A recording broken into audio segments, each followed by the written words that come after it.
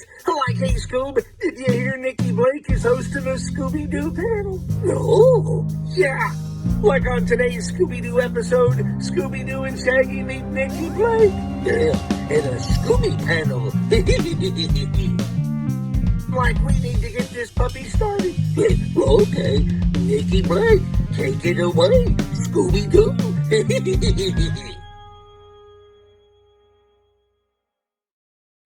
Before we get started with today's panel, I wanted to mention something that we forgot to talk about. I wanted to make sure that this gets into the panel in some way because it is something that affects all of us. The Scooby community is an amazing place, and we love being part of it. But please, please be respectful of us because we're people. Please don't act like our friends so that we can get you into the Scooby community by sharing your posts and then stab us in the back once you feel like we aren't worth it anymore. And please don't send us things and demand that we repost them for you when you have never talked to us before. We love supporting each other in the community, and we don't mind sharing things for people. But we do ask that you aren't using us for your own personal gain. And now, please enjoy the panel. Welcome to the Scooby Panel. I'm your host, Nikki Blake from ScoobyAddicts.com, and today we're going to be talking about how the Scooby community has changed.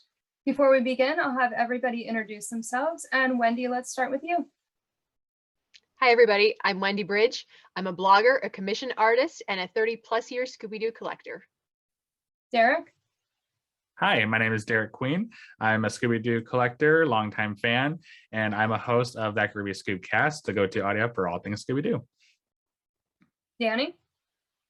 Hi, I'm DANII MEGER, or Masquerades Fox, and I'm a voice actor and a Scooby-Doo collector. I had the Guinness World Record in 2018.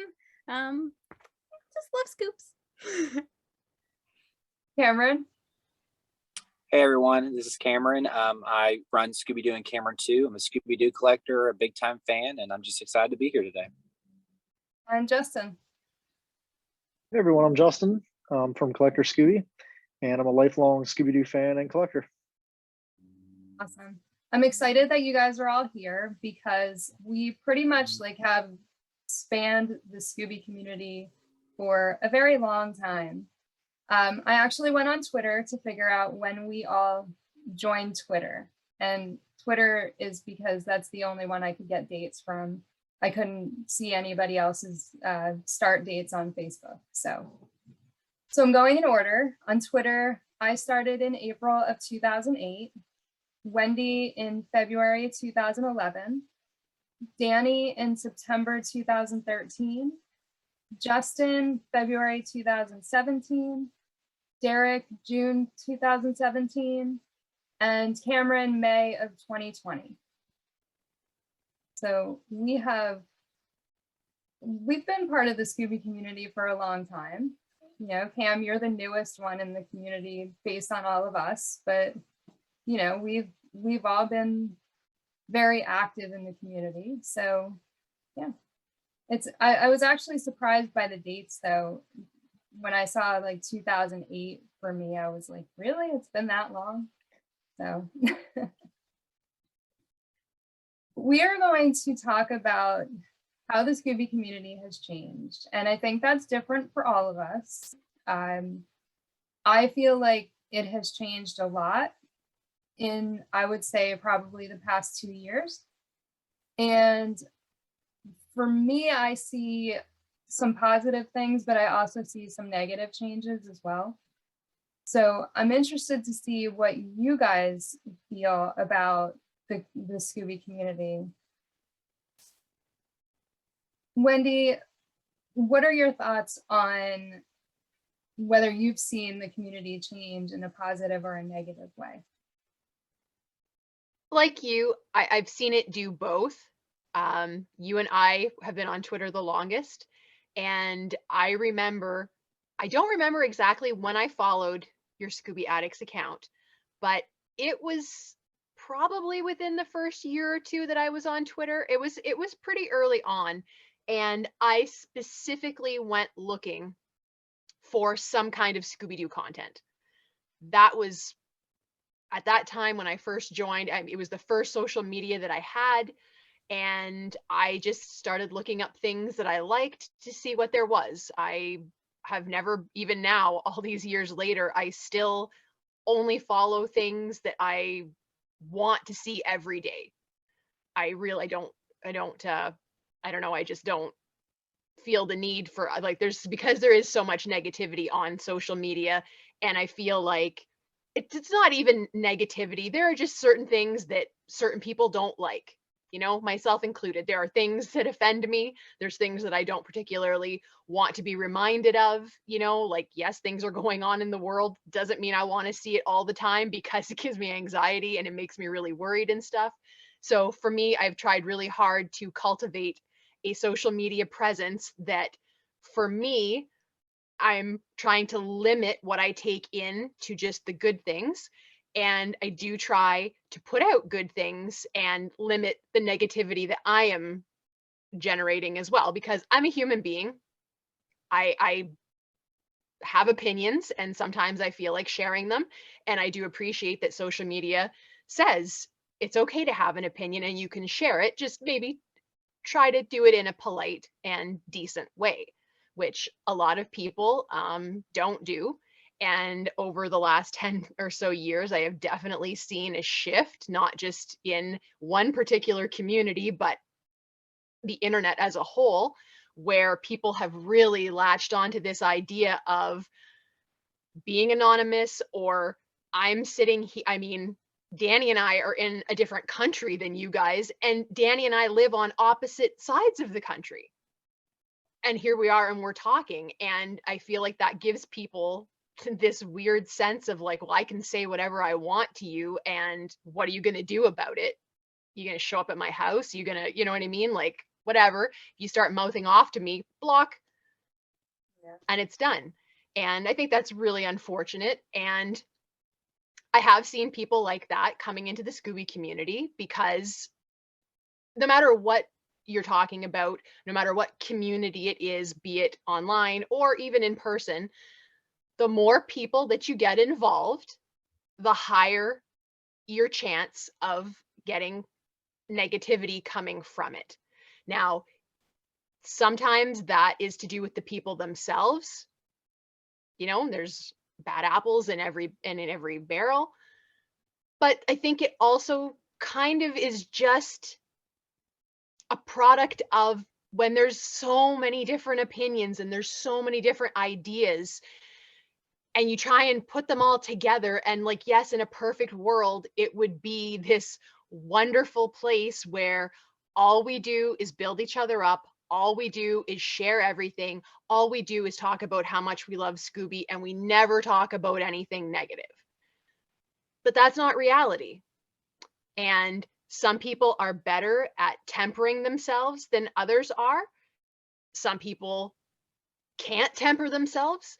And unfortunately, because there are that many people involved now, it tends to like break apart. We try to pull it together, but it starts sectioning off. Well, these people over here, they don't particularly like that aspect of Scooby, so they kind of go off. And then there's these people over here, and they really, really like this one thing here, so they kind of section off. I mean, if anybody's ever been to any kind of a function in real life, that's what happens. You congregate with the people that have the most similar interests that you do.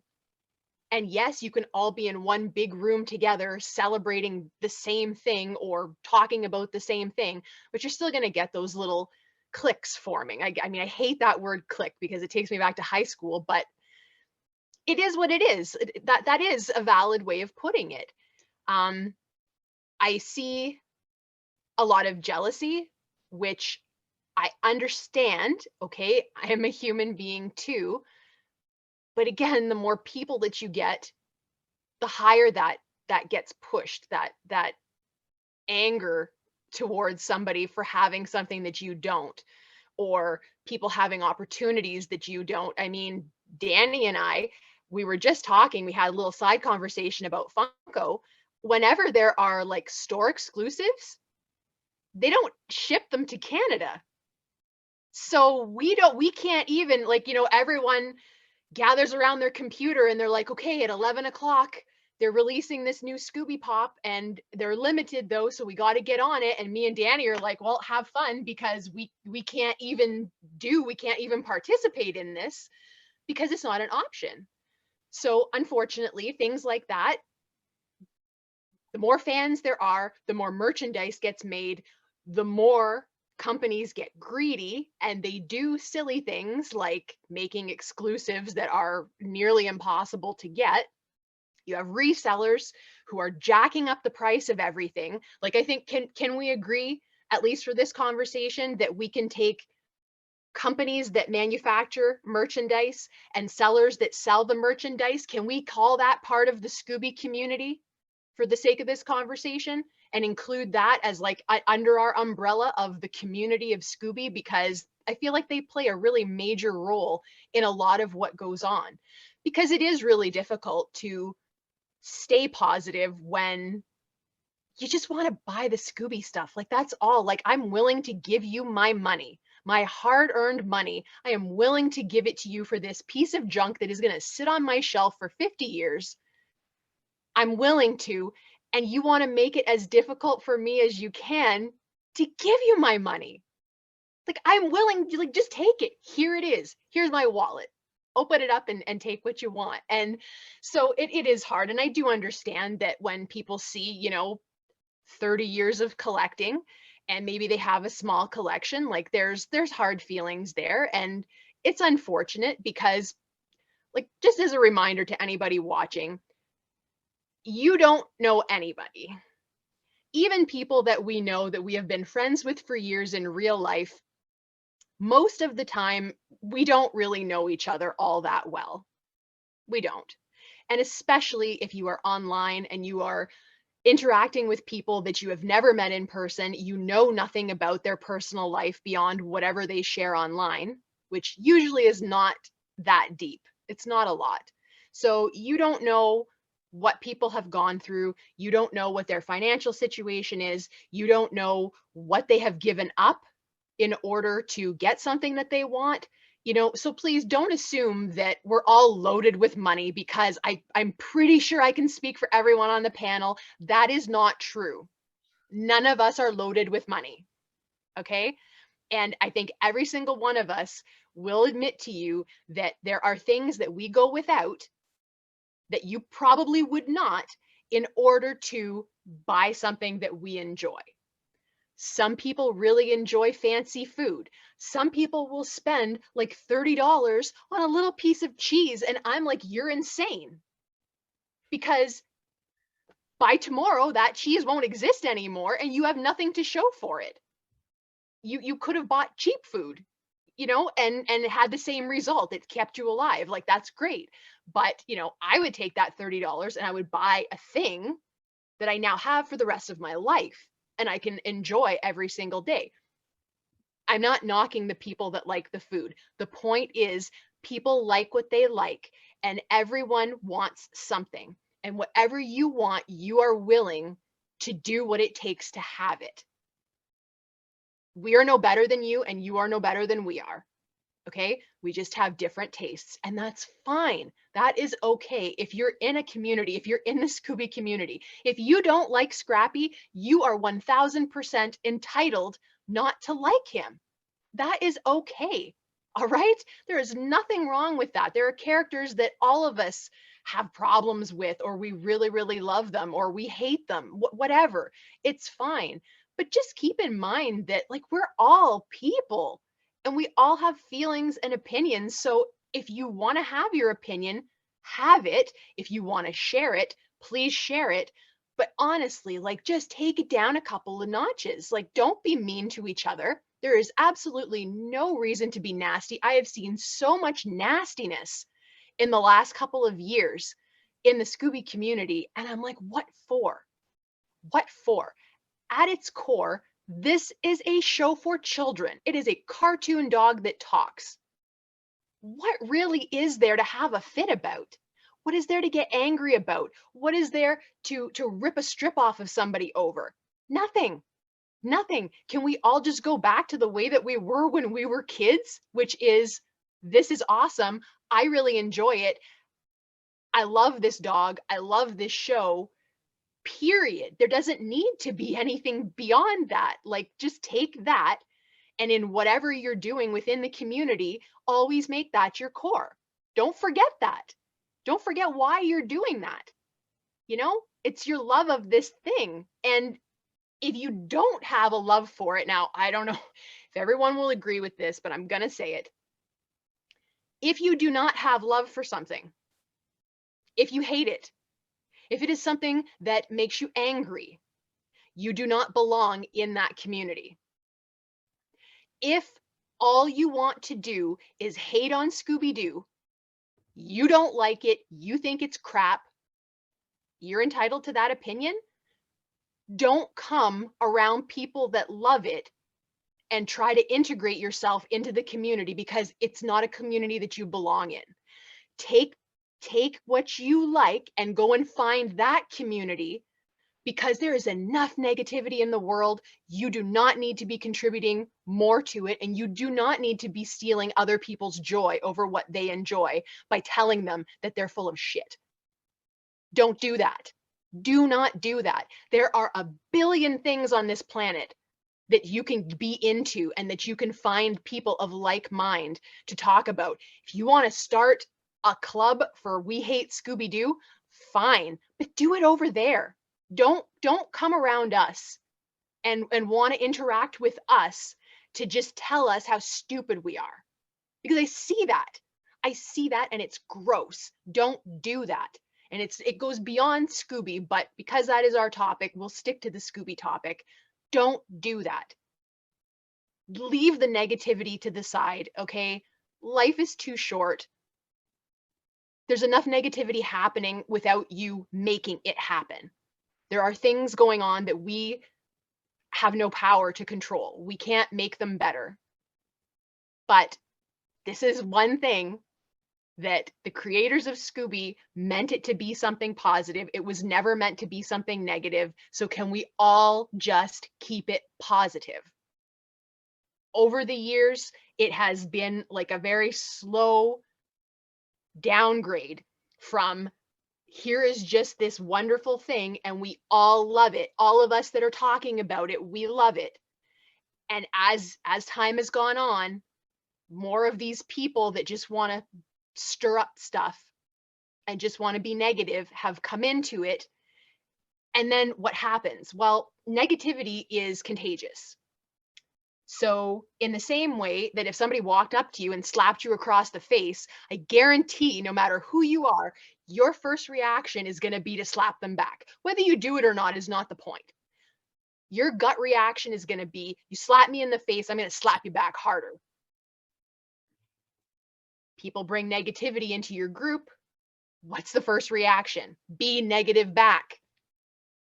Because you're presenting your opinion in a really negative way. You can still have a negative opinion about something without it coming across like you're being a jerk. Okay? Like I say, not everybody loves Scrappy. I love Scrappy. Can I have a conversation with someone that doesn't love Scrappy without it turning into some kind of hate fest? Good God, at 35 years old, I sure as hell hope so. I hope so. I'm not 4 years old anymore. Maybe when I was 4, I might have punched some kid in the face for saying that, but at 35, like, you shouldn't be doing that anymore. And that shouldn't be your gut reaction. Okay? You need to like fight that. Positivity is also contagious. Spread positive things will come back, and just keep it that way. All right? Scooby does not need anything negative. It really, really doesn't. So while later on we will talk about good things that have come from the Scooby community, right now, like, there's too much negativity. People are being too negative, and you're spreading your negativity to us, and you're making it harder for us to enjoy this thing that we love as well. If you don't love it, that's fine, but leave. There's the door. Don't let it hit you on the way out. Derek, what are your thoughts on the Scooby community, whether it's positive or negative? I think that it's been really interesting over the last few years to see um a lot more interaction between Scooby-Doo fans. You were right about my personal Twitter going live in 2017, I believe you said. I started my original Do Central Tumblr back in 2015. And that's when I really started to meet and talk to other Scooby-Doo collectors. DANII was actually the first one that I really made friends with. And it was really cool to be able to interact with other Scooby-Doo collectors, because for a very long time I didn't know other fans other than, me, myself. And, growing up every now and then, yeah, kids would tease about it, but it was kind of cool just to meet other people who had that same interest. And it's been really cool since then as I got more involved, starting my podcast, talking to other Scooby-Doo podcasters. We all have similar opinions there. I guess kind of like when Wendy said, like the cliques, I kind of like to think of like the Scooby-Doo podcasters as like a sub clique in the Scooby-Doo community, which was, kind of fun. And I think that it's been really cool when I've seen online, like some Scooby-Doo fans have met each other in person. I know, Nikki, you've met, I think you met Tiger, right? Tiger and Justin and I met. Right. And, I know that, in the future, we'd like to have plans to meet up. And it's really cool because like when I was younger, I never would have imagined that being a possibility. So it's really exciting when I do talk to friends now and they're like, what are you doing Friday night? I'm like, I'm talking to a bunch of other Scooby-Doo fans and we're going to talk about Scooby-Doo all evening. It's really neat. And I think that it is a positive thing to see, because then I make friends with people who maybe see Scooby-Doo memorabilia that I don't. I'm always screenshotting stuff that I see on Cam's social media that I'm like, oh, I'm gonna have to go and find that later. And then I'll, stop at Walmart over the weekend and see if I can find it. And even with DANII in the past, like her and I have helped each other a little bit with finding stuff. That blanket, for instance. So I think that it does have a lot of positive connotations to everybody becoming a lot more connected and being able to share their thoughts and stuff. I agree with Wendy. There are some people that come in that really aren't in it for the positives and are for, more so negatives, or just trying to tear it all down. But, that just kind of depends on who you interact with or whatnot. Personally, in my experience, I've had very positive interactions, and I'm looking forward to seeing it just continue to be on that trend.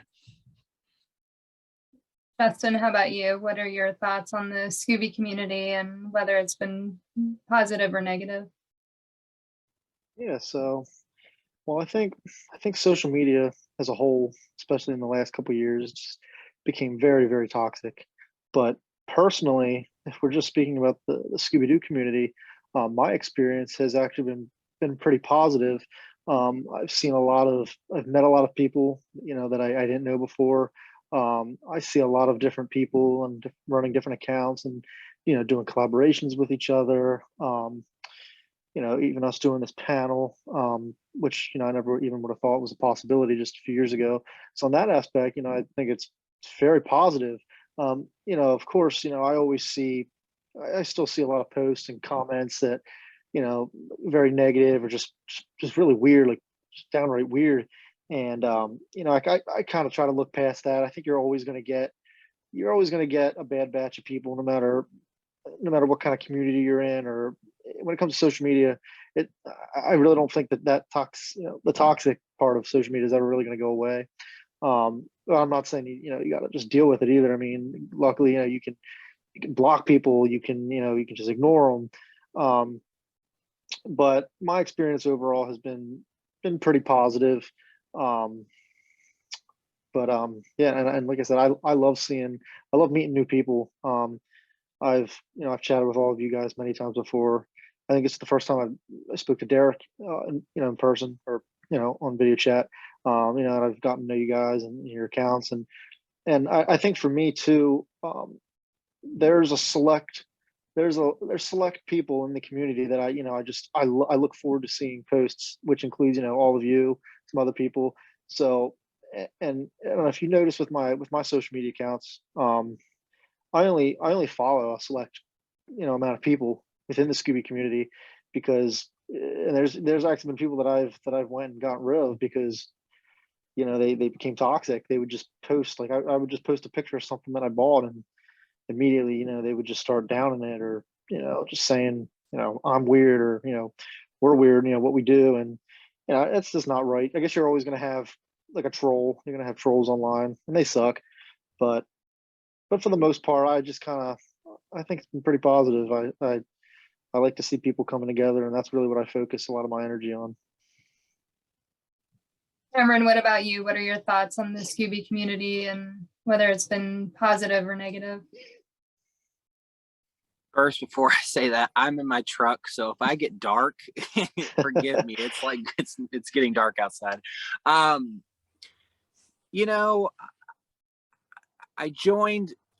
want to say I joined the Scooby community first and foremost on Facebook, and then I joined Instagram, and then I joined Twitter.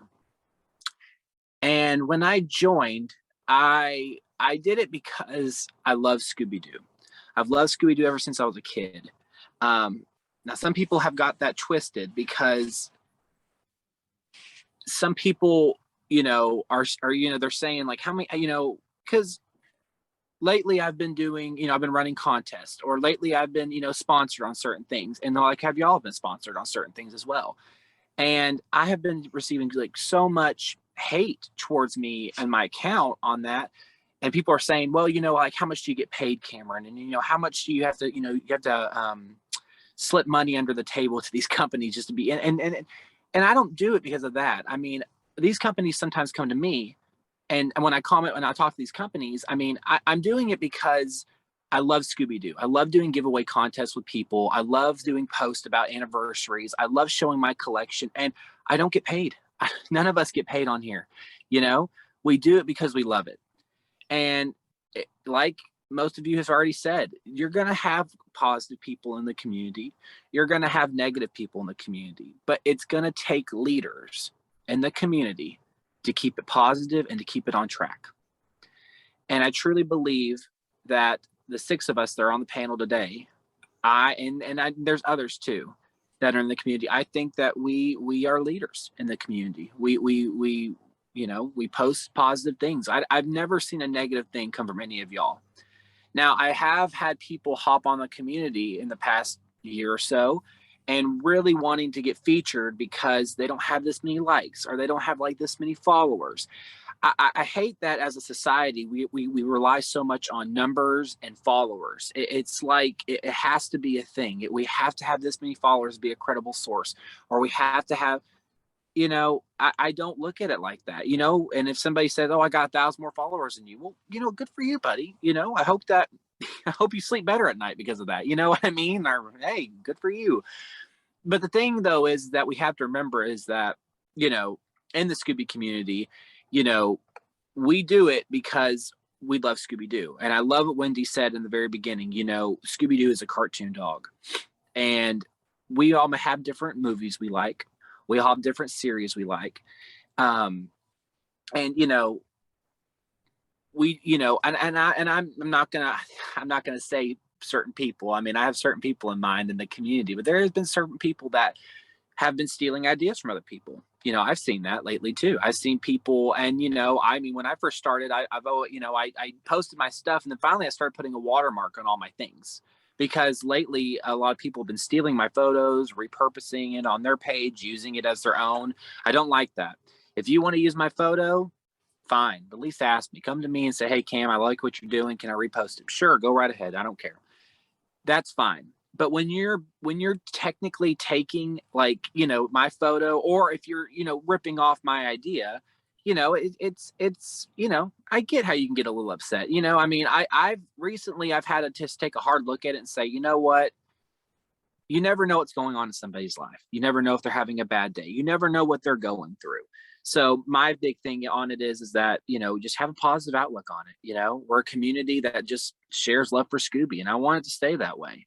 You know, if in kind of like what Justin said, you're gonna have some bad eggs, and it doesn't matter what you do in life. I don't care if you join an organization, join a social media community like we are in, or go to church or go to a game, or well, I don't care what you do in life, work, whatever.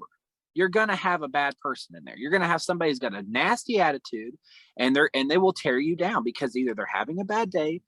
The number one reason usually is jealousy. It's jealousy. And I've seen it, whether it's in the Scooby community or just in life, and it's just, you're going to deal with it no matter what.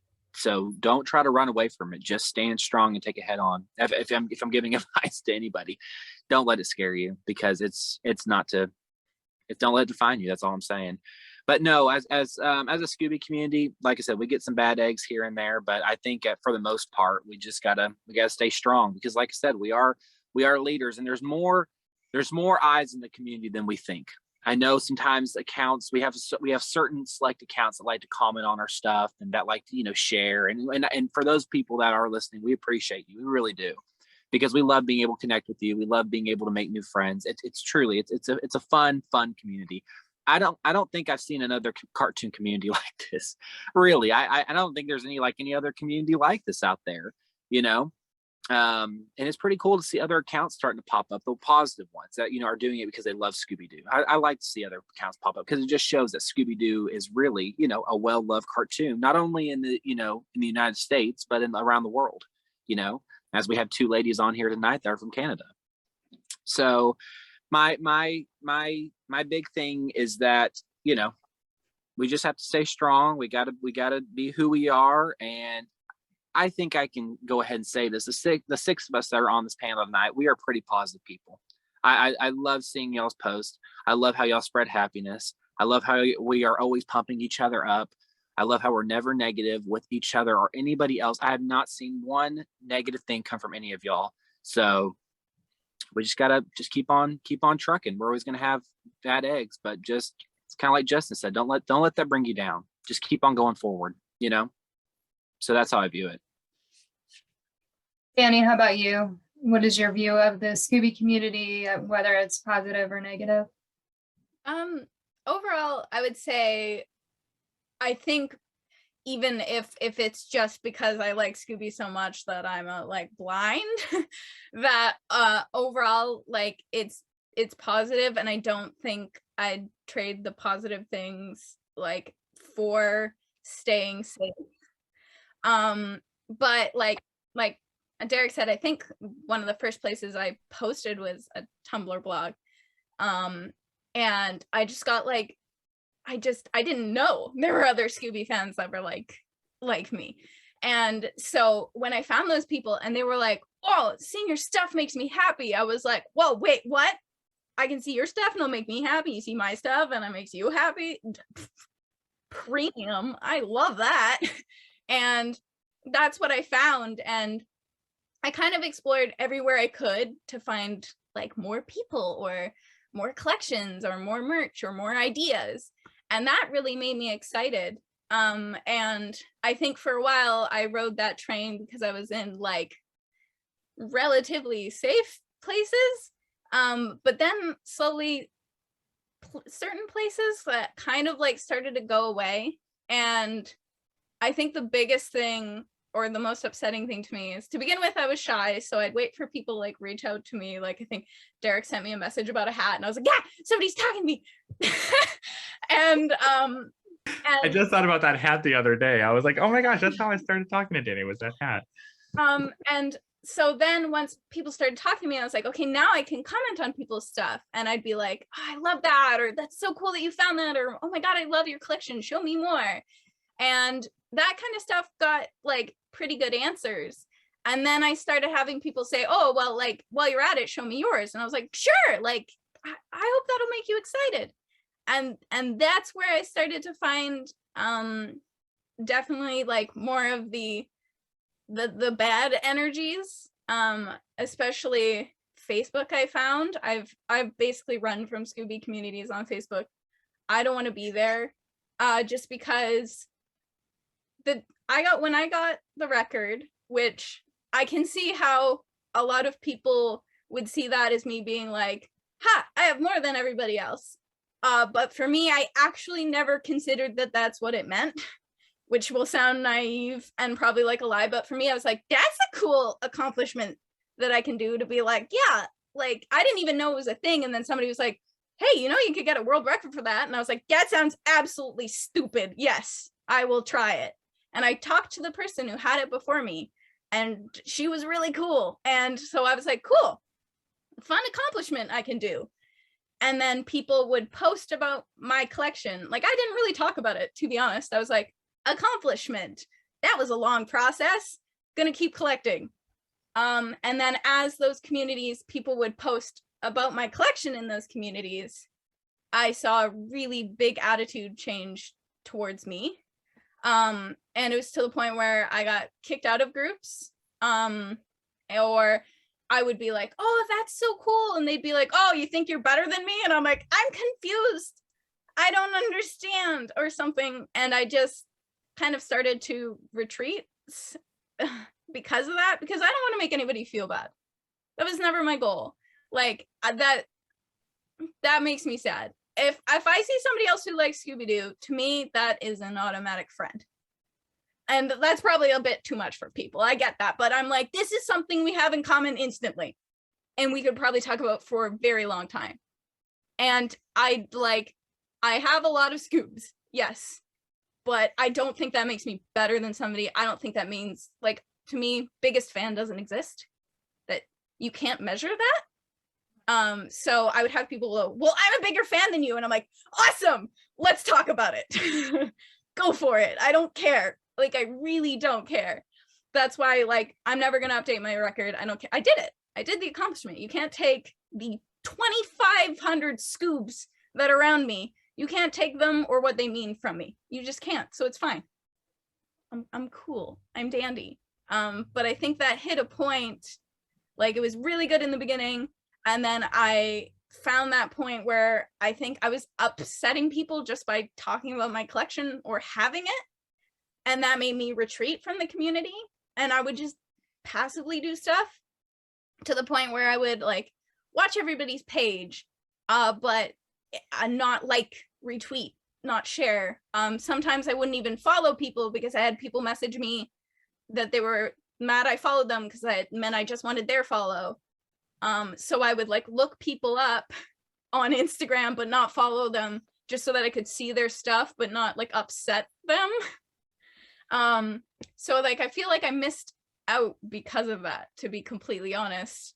Because I was like, I don't want anybody, like, I don't want you to think that you have to share my stuff. I don't want you to think that I think I'm better than you. I don't want you to think that when I say all Scooby collections are good Scooby collections, that I'm just being like an asshole for no reason. I legitimately mean all that stuff, and you can't really make people believe it. I've accepted that too. That was tough. But I would just say that genuinely, you will find the people who just love Scooby. And I think, like, we are those people who just love Scooby. It's not numbers in any kind of way. It's not a competition in any kind of way. And you're safe here. You're safe here. Like, seriously, if you want to be like, here's every single Scooby item I own, it might take me a bit to answer, but I'll be like, give it, show me. I want to know. Let's go.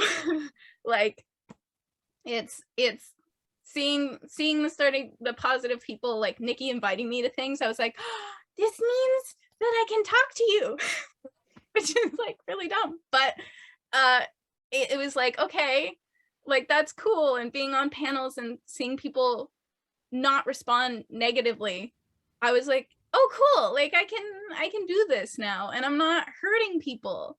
And I get when something, I'm kind of rambling, sorry, but, like, when something becomes your identity in a way, and you see, like, big numbers or stuff like that, then you're like, well, if somebody has more, then they're better. And that's not true. What matters is how much you love it. And I truly, truly mean that, because if I have one Scooby that means the absolute world to me, then it could mean more than somebody who has 48 who actually doesn't like the show. Like, you can't, it's not measurable. So if it means something to you, that means it's amazing. And I love it. And I love that you have it. And that's kind of just how I feel about Scooby. So I'm happy to see that there is enough positive people that for me it has blocked out those negative people, or that I can block out those negative people, or that I can support those people so they don't have to worry about feeling threatened. So yeah, I'm gonna stick to the positive because I think they've grown so much that we got good stuff here. One of the things that you said was not trying to be the best, like the best Scooby fan. And you're right, it's not measurable. I mean, how does somebody come up to any of us and say, well, I'm a bigger fan than you? Like, you measure how big of a fan you are by how you feel about Scooby-Doo. And you can't say to somebody else, well, I am a bigger fan than you because I feel like Scooby is my hero, you know, because maybe they do too. And I do feel like people now are trying to be the best of the best. Well, what exactly is the best of the best? Like, where do you become the absolute best of the best? I mean, really, this is about Scooby. Scooby should be the best. Scooby should be the top dog. We should just be talking about Scooby and not trying to be like, well, I'm a bigger fan than you. Like, we're not kids, we're adults. We can all love Scooby-Doo, and we can all say that we're big fans of Scooby-Doo, and no one has to be the best fan. You know, no one has to take that title. It just doesn't exist. I always like jokingly tell people when I first meet them, I say, I'm the biggest Scooby-Doo fan that you know. Like right now. I know really big Scooby-Doo fans. Come on over. I'm going on a Zoom call with some of the biggest Scooby-Doo fans that I know. You know, because obviously, you know, I don't run into Scooby-Doo collectors every single day. So it's more so like a joke when I say that to people. I'm like, yeah, I'm the biggest Scooby-Doo fan that you know. And it's probably true when you say that to someone. It could very well be true, more likely than not. But you know, of course, it's always as a joke, because to reiterate, how do you measure that? It's not based on your quantity by any means. Kind of like what Danny said about like a person having like 48 Scooby-Doo items and not even liking it. It kind of made me laugh because I'm right now at my co-host Shannon's house, and I'm in her kind of like her dorky hobby room right now. And I'm looking over at her shelf, and she has the Green Ghost, those 2 art series Scooby-Doo Funkos, and the Hex Girls Funkos. But one of the ongoing jokes on the podcast is that she hates Scooby-Doo, but she even has her own little mini collection over here, and I think it's just funny. I think at the end of it, I always go like, okay, if that's what you need, you're a bigger fan than me. Mm-hmm. Okay, like, sure, fine. And I'm like, I'll be genuine. Fine, you're a bigger fan than me. That's awesome. Let's talk about it. They just want you to validate them as that. Yeah, then fine. If that makes you feel better, that's what I want to do. If that's what makes us move past this, no problem. Because I'm content enough with how much I love Scooby that, you know, it's okay. I don't need to be the best. It doesn't mean anything to me. Scoob means something to me. That doesn't mean anything to me. And if you do ever consider yourself the best, like, there's nowhere to go but down. So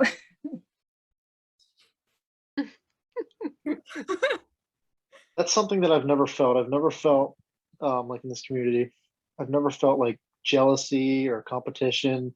Like, I'm a very laid back kind of guy. And just from even being on these panels and seeing what you guys post, like, I can tell, you know, sort of what your personalities are as well. And like, I'm just here to share my love for Scooby-Doo. And I get so excited when I see y'all post your stuff too. And, you know, if you get sponsored, if you do a team up with a company, like, I'm like, I get excited for you guys. Like, I think it's awesome. I don't got time for, you know, I don't got time for bullshit when, you know, if people are, oh, well, you know, yeah, like you said, I'm better than you, or, you know, oh, well, I got more than you.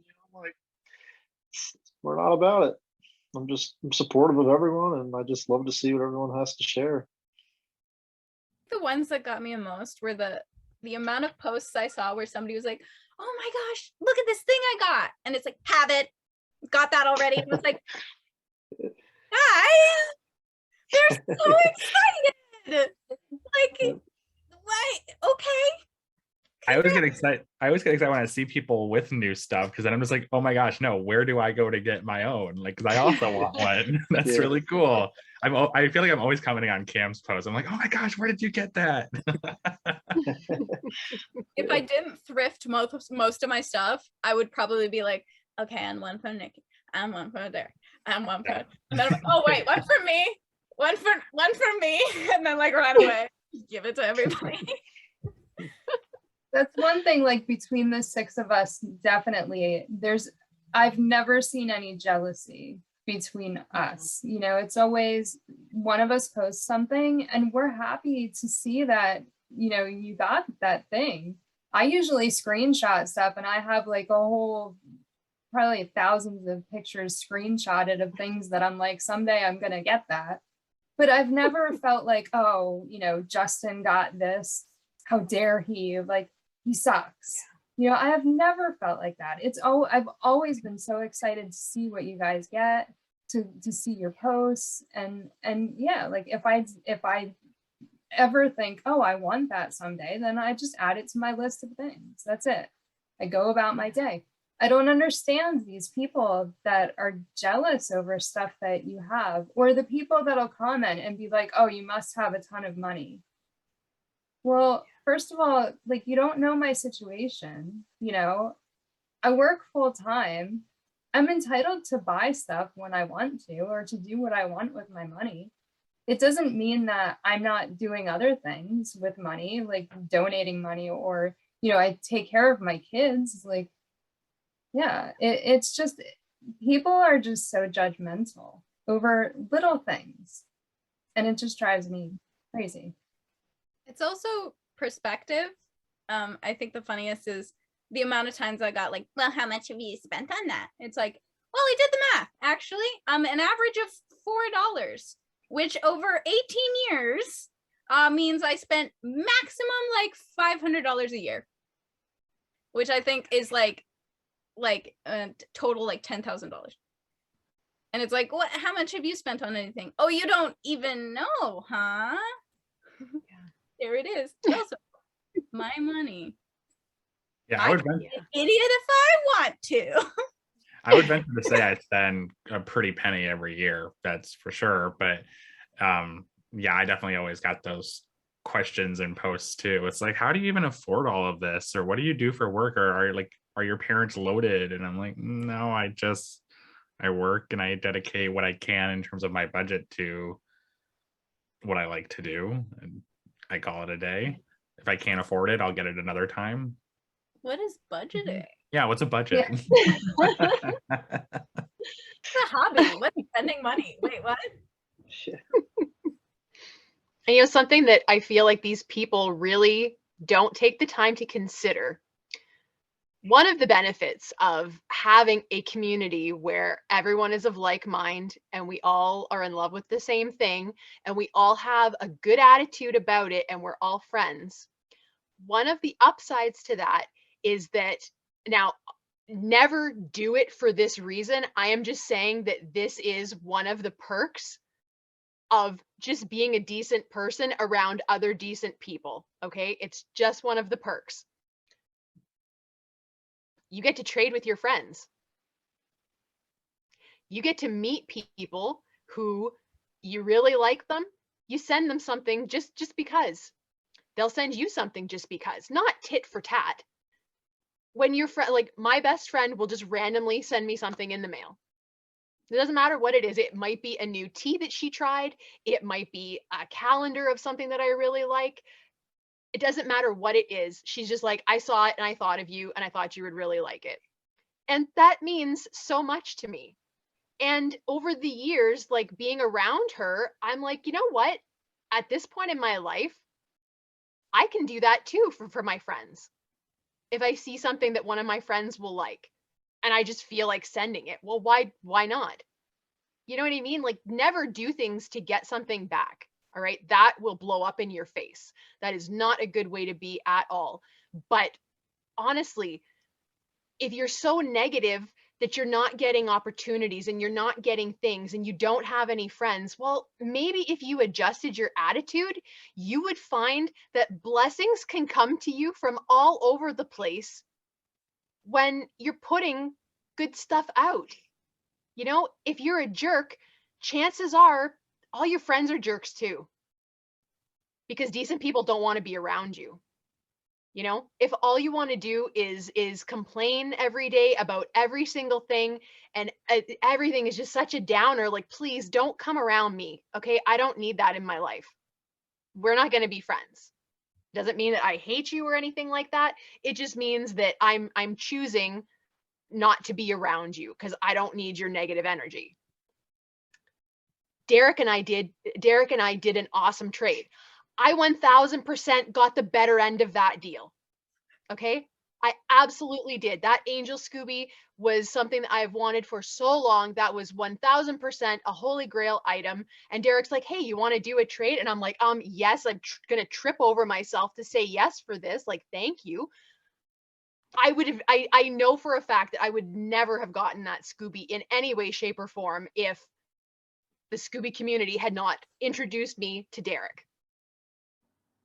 Now, I guarantee you, if when Derek met me, I was a miserable biatch, Derek's probably going to be like, maybe we're not going to be friends.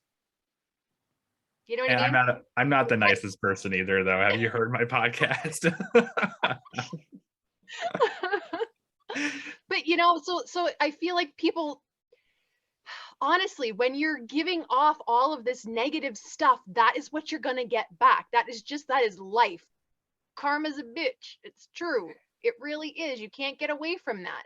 So I just feel like if everyone would have so many more, not just things, but your life would be so much more enriched by people and by positivity and just everything. Everything would just be so much nicer if everyone could get on the same page of, let's all be friends. Let's all encourage each other.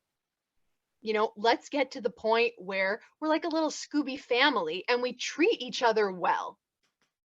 You know, if any one of us is having a bad day, I know if somebody pisses me off, I can message Cam and be like, Cameron, I can't even believe this.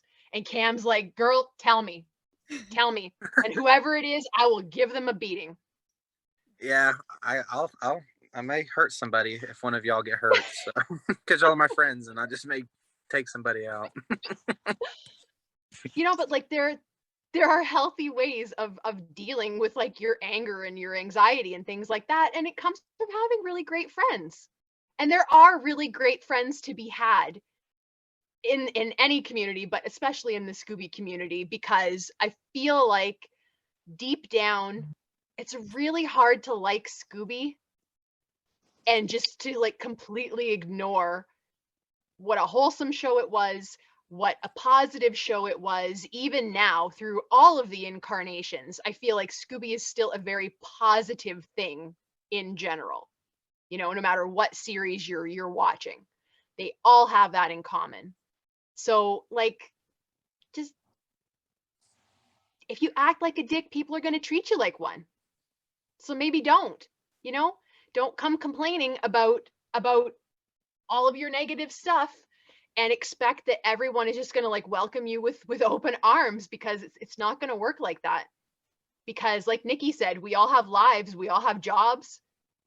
We're people. We're not just some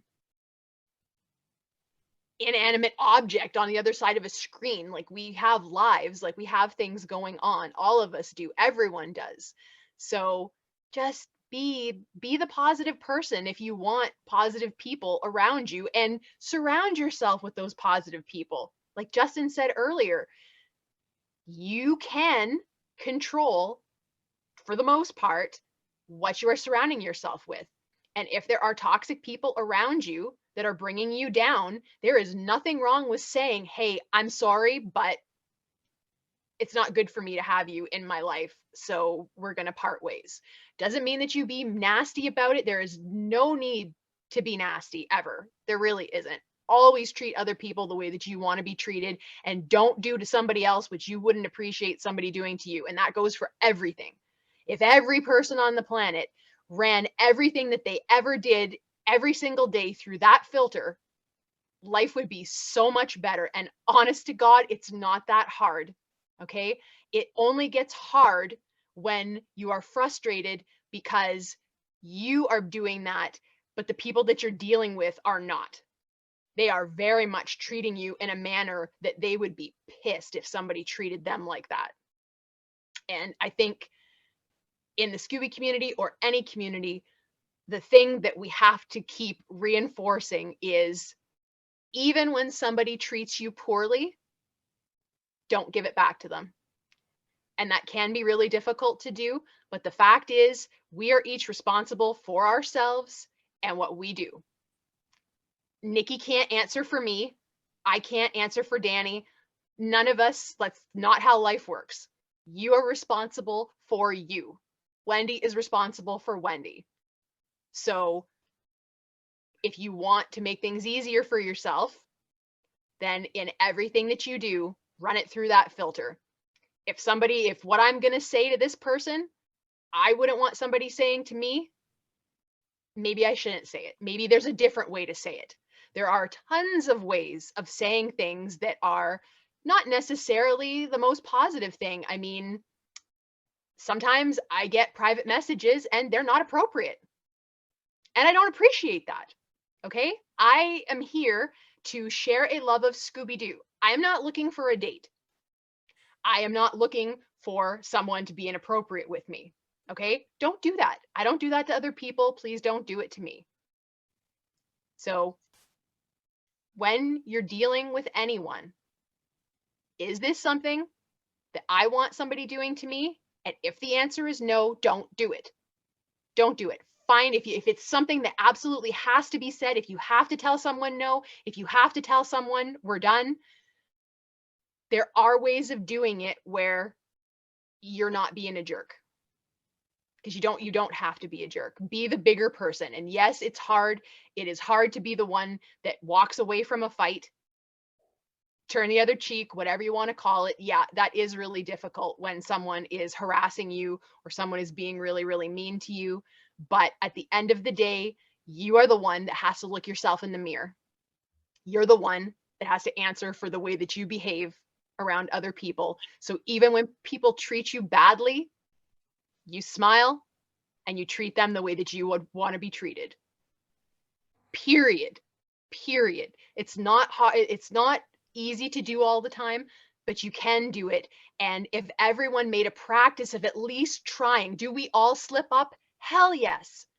I can be a real bitch. I have said things that I have regretted. I have done things that I have regretted. Sometimes somebody makes me really, really angry online. And if I don't take that second to be like, okay, you need to not say anything until you calm down. I have said things that I'm like, wow, that didn't need to be like that. Okay. Did I tell a lie? No. But did you have to be so nasty about it? No, you didn't. You didn't need to be that nasty. And I 100% of the time regret doing that. So if you do get angry, step away, talk to somebody. Sometimes all you need is to like get it out. That's all you need. You need to just voice it. And then once it's out, you're like, okay, this isn't that big of a deal. I thought it was a really big deal and it was in the moment. The moment has passed. Try not to do things that you're going to regret, because regret sucks in all shapes and forms. So be the bigger person. If someone is ripping you off, like Cam mentioned this earlier, and that is something that is really big right now, because the more people that you get, the more people see what everyone is doing. And sometimes it is just human nature. They want to do it too. That looks like fun. That looks really cool. I'm going to do that. I started with this, but now I want to move on to this that this other person is doing. And there is nothing inherently wrong with that, because there's nothing new under the sun. Even the Bible says that. Everything that has been before, it will be again. Okay? So pretty hard to have an original idea today for anything, because there's 7 billion people on the planet.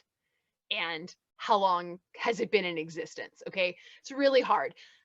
But again, treat other people the way that you want to be treated. If you see someone doing something and you're like, wow, I would like to try that,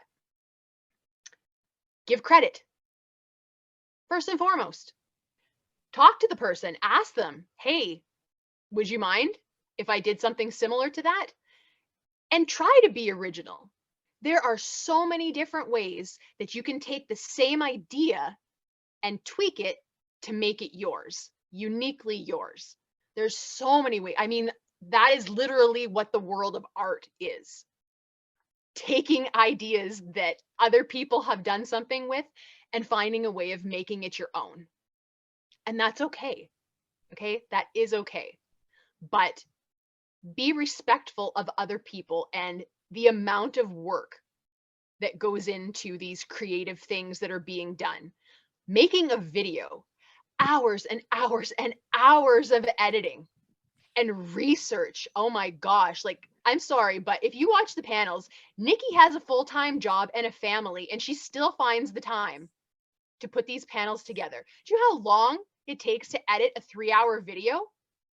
My dad makes videos for YouTube and his are never more than an hour, and he is like days editing those things, and he doesn't even put in as many visuals and things as what Nikki is doing. And Nikki still does it because Nikki loves Scooby. If you want to do something similar to what Nikki is doing, that's fine. But for goodness sake, don't be a jerk about it. And just take all of her ideas and run off like they're yours, and then get angry when someone calls you on it. Okay? That kind of drama, that is for 4-year-olds. And any 4-year-old that behaves like that, that has a decent parent, gets a spanking. You get punished for that. Now, we're all adults. Those days are gone, but you should know better. Okay? You're 20, 30, 40, 50 years old, whatever. You should know better. Okay? There's no reason that we can't all do similar things so that everyone can enjoy all of the things all of the time, but at least be decent enough. Give credit where credit is due. If someone else gives you an idea and you want to run with it, awesome. Do it. Do it the best that you can, but give them credit for it. You know, that is one thing that I see on YouTube videos that is a very popular thing. If someone's going to like jump in on a trend or some kind of a challenge, all of those accounts start their video with like, hey, I tried to find who was the originator of this challenge. And I'm not sure, but this was the earliest one I could find. If any of my viewers know someone that did it before this person, let me know and I'll give credit in the description box. Guys, that's all that anyone is asking for. Okay, we're not asking you to not do anything that someone else is doing. Of course not. That's not practical. Okay, and the Scooby community is good because we all love the same thing. So if you want to do this thing over here, then do it, but just be decent about it. Don't get mad. You know, don't steal ideas and not give credit. It's just called being a decent human being. Okay? That's really all that it is. And that's all that anyone wants. And at the end of the day, you can't control how other people behave or what they want to do. So again, sometimes all that you can do when people want to be jerks to you is say, okay, you go do your thing. And I'm going to keep doing what I am doing because I love it. Nikki is not making money off of this. In fact, it costs Nikki money to do this kind of stuff that she's not getting back, but she loves it. And so she budgets so that she can do those things and bring them so that other people like us can find it. And now we can all enjoy things together. We can help promote each other. If you want someone to promote you, but you're unwilling to promote anybody else, and then you wonder why there's friction, I mean, it's not rocket science, is it? Like, this doesn't seem overly complicated to me. You know, if someone was doing that to you, I'm pretty sure you wouldn't appreciate it. So maybe don't do it to other people. Like, I don't know, it's just a thought, you know, but treat other people the way that you want to be treated. And even if people don't want to play ball with you, that is fine. You do what you're going to do, and you do it to the best of your ability. And the people that matter will see that you're doing that. And at the end of the day, people that just want to be negative and they want to hate you, they don't matter anyway. Let them go be miserable, but don't let them bring you down, and don't let them stop you from doing what you want to love, or what you love and what you want to do. Don't let the negative people make you say, like, I feel so bad for Danny talking about that, you know, like, you stopped even following people because of this crap. That's despicable. If anyone watching has done that to somebody, has made somebody feel the way that somebody made Danny feel, shame on you. And if any of us have done it, shame on us for not knowing better, because we do know better. And going forward, let's all try not to do those things, because it does hurt people's feelings, and there's no need for it. Come talk about Scooby, come love Scooby, come do Scooby things, come collect Scooby, whatever. Scooby. Scooby's amazing and we love him, and let's just love each other too. And support each other and not be jerks to one another. Like, can we do that? Can we all be adults and just not be jerks to one another? Is that possible? Because it should be.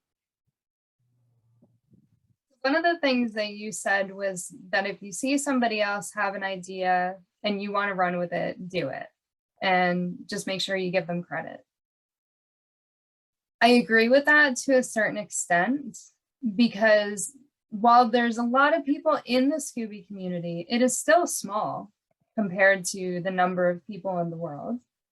And if everybody is doing the same thing, if every podcast is exactly the same, if everybody's art style is exactly the same, if every single person posts every post exactly the same, the market, the Scooby market, is going to be saturated with everything that's the same. It's going to get boring, and people are going to choose, well, every podcast is the same, I'm just going to listen to this person's. You know, everybody's art style is the same, so I'm going to unfollow everybody except for the one person that I really like. And that is just going to be boring. So, okay, if you see that somebody has an idea and you want to run with it, yeah, give them credit, but do something a little different. You know, I did the panels because nobody else was doing this. Nobody else was getting together with other Scooby fans and talking about Scooby. And I wanted to do that because I thought that would be really cool. You know, just have a conversation with a bunch of people about something that we all love. And, you know, I just feel like if you're going to do something, you've got to do it differently. You can't do it the same as what the person that you saw is doing. It's got to be different. You have to put some type of unique spin on it, because, you know, for me, it is important to support the community. I share people's stuff. I like people's stuff because I feel like it's important. What everybody's doing is important. You know, I'm nothing in the community. I'm just a Scooby fan. So I want people to see other people's stuff, and I share it. I feel like the whole community should just be happy and positive and have fun. And it's not like that. And it makes me sad because, you know, 5 years ago, it was like that because the community was so small. We just all enjoyed each other's posts, and that was that. There was no jealousy.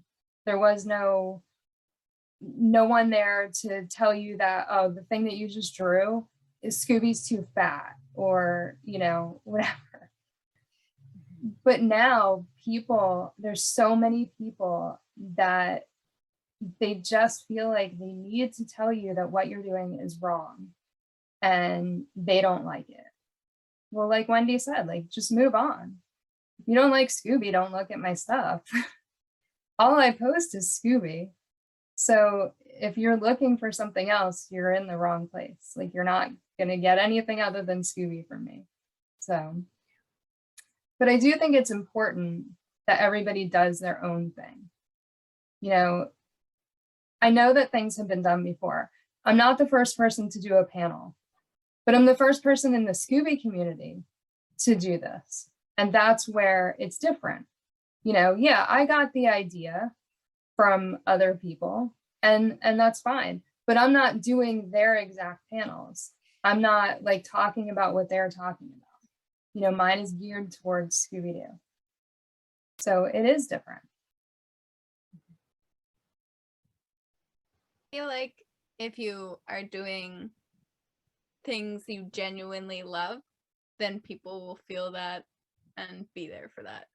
If you do something with the sole idea of I want likes or I want attention, I feel like people can feel that energy and you're not going to get what you want and you're just going to be more upset. You're allowed to feel bad. Like, I can see, like, I get jealous of stuff that Cam gets. I get jealous of stuff that Nikki gets. But at the same time, I'm like, but they got that. And like, that's exciting. And they love it. And I can feel that they love it. So it's not like, that's when it doesn't have to turn into a competition. And you don't have to feel bad. Like, the reason I retreated from the community wasn't because I was like, well, I shouldn't like Scooby. It was because I was like, I'm just making people feel bad. Like, it's not what I meant to do, but apparently I am. So I left so that I wasn't doing that. And then I found ways of getting back in where I could be like, oh, if I just like people's posts, then I'm not hurting them, but I'm supporting them. And, you know, and now I started like commenting more. And I think on TikTok, I just had people respond to my collection and they're just like, I'm so glad you did this. I'm so glad you're showing this. Please show me this. And that's when I was like, oh, okay. I don't think I was actually hurting people. I think people were hurting themselves. And while I don't want anybody to feel hurt, I think me sharing, I'm starting to accept that me sharing is doing more good than it is for hurt, including for myself. So it's okay to feel bad. It's okay to feel jealous. Just remember that your actions are like going forward are what really matter. And if you want to feel good about Scooby at any point ever, then you want to put out good energy to the things. So have those feelings, accept those feelings, and then put out what you want back. I think that when you do take the time to really like, you know, like in your instance, Danny, like sharing your collection, it doesn't necessarily, whether it's making people feel inadequate or not as big of a fan as you or whatever the case. I mean, to an extent, I don't really feel like that's your responsibility to validate how they feel about, you know, their collections or how big of a fan they are. When I was in the very beginning, when I did my Do Central Tumblr, it was mostly so I could just share my collection because I was really starting to ramp up my collection and I was getting a lot of positive feedback, and that kind of honestly blew my collection up a lot more than what it already was. But then, you know, yeah, there would be that negativity, but in the end, I was always just kind of telling people, it's like, yeah, it sucks when I see those messages, but I'm not doing it because I'm trying to necessarily make people happy. It's honestly more so selfishly to make myself happy, and I'm happy to make others, you know, have a good time when they see it. And I think I really needed to start reminding myself that, especially when I moved over to Instagram for the most part with my Do Central work. And then with the podcast too, I really had to rethink how I approached like having conversations about Scooby-Doo a bit, because I knew that the podcast was going to be a lot more of a critical one. It was going to be a lot more of, okay, we're actually just going to talk shit about Scooby-Doo the entire time. And it's such a blast because, you know, Shannon and I always just love to, like some of our favorite inside jokes with each other are Scooby-Doo podcast jokes. They're not even like anything related to our friendship outside of that. So I also had to like really direct my voice in a way like differently between Do Central and that Groovy Scoobcast. Like on Do Central, it's a lot more positivity, like, hey, I found this at Walmart, I'm having a good day, check out this news over here. that Groovy Scoopcast, it's like, well, let's make fun of some of the terrible animation right here, or let's just dog on Fred for the week. Like, and it's kind of funny how people will react to some of the stuff like that, because the Scoopcast has also received negative comments because they don't like some of our jokes, or they don't like how we talk about it. And it's like, guys, it's a comedy podcast. We're doing it to be funny because we just think we're funny. It's not really anything that deep in the end. As Wendy said in the very beginning of this conversation, it's a cartoon about a talking dog who solves mysteries and fights monsters. It's not that deep of a thing. And if people are upset about it, like how we're doing it, like we're not putting negative energy out into the world. We're not, making fun of people. Like, I'm not going on Cam, for instance. I'm not going on Cam's post and being like, oh, like posting like any kind of negative stuff, because like, no, that's not what we're here for. We're here to have fun, and we hope that other people can indulge with that too, because why be the only person having fun when everybody can? Cameron brought up focusing on the numbers, the number of likes or subscribers, things like that. I feel like social media is a social experiment, just to see how far they can push us all to really feel good or bad about ourselves. Because take Facebook, for example. Facebook tells me how many post reaches I got in the past month. It will tell me if it's higher or lower than the last month. It'll give me a percentage. And it has gone from like 400,000 reach to 100,000 reach in any given time period. It depends on what I post. And, sometimes you look at that and you're just like, I'm not doing a good enough job anymore. I was doing so good, and now all of a sudden this month, like no one's looking at my posts. Some of the posts even have a thing under it that says it's lower than like the last post that was similar to that one. And to me, I don't focus on numbers. Although somebody told me once that my YouTube channel sucked and that I needed to do better videos because people aren't watching my videos because it's not what people want to see.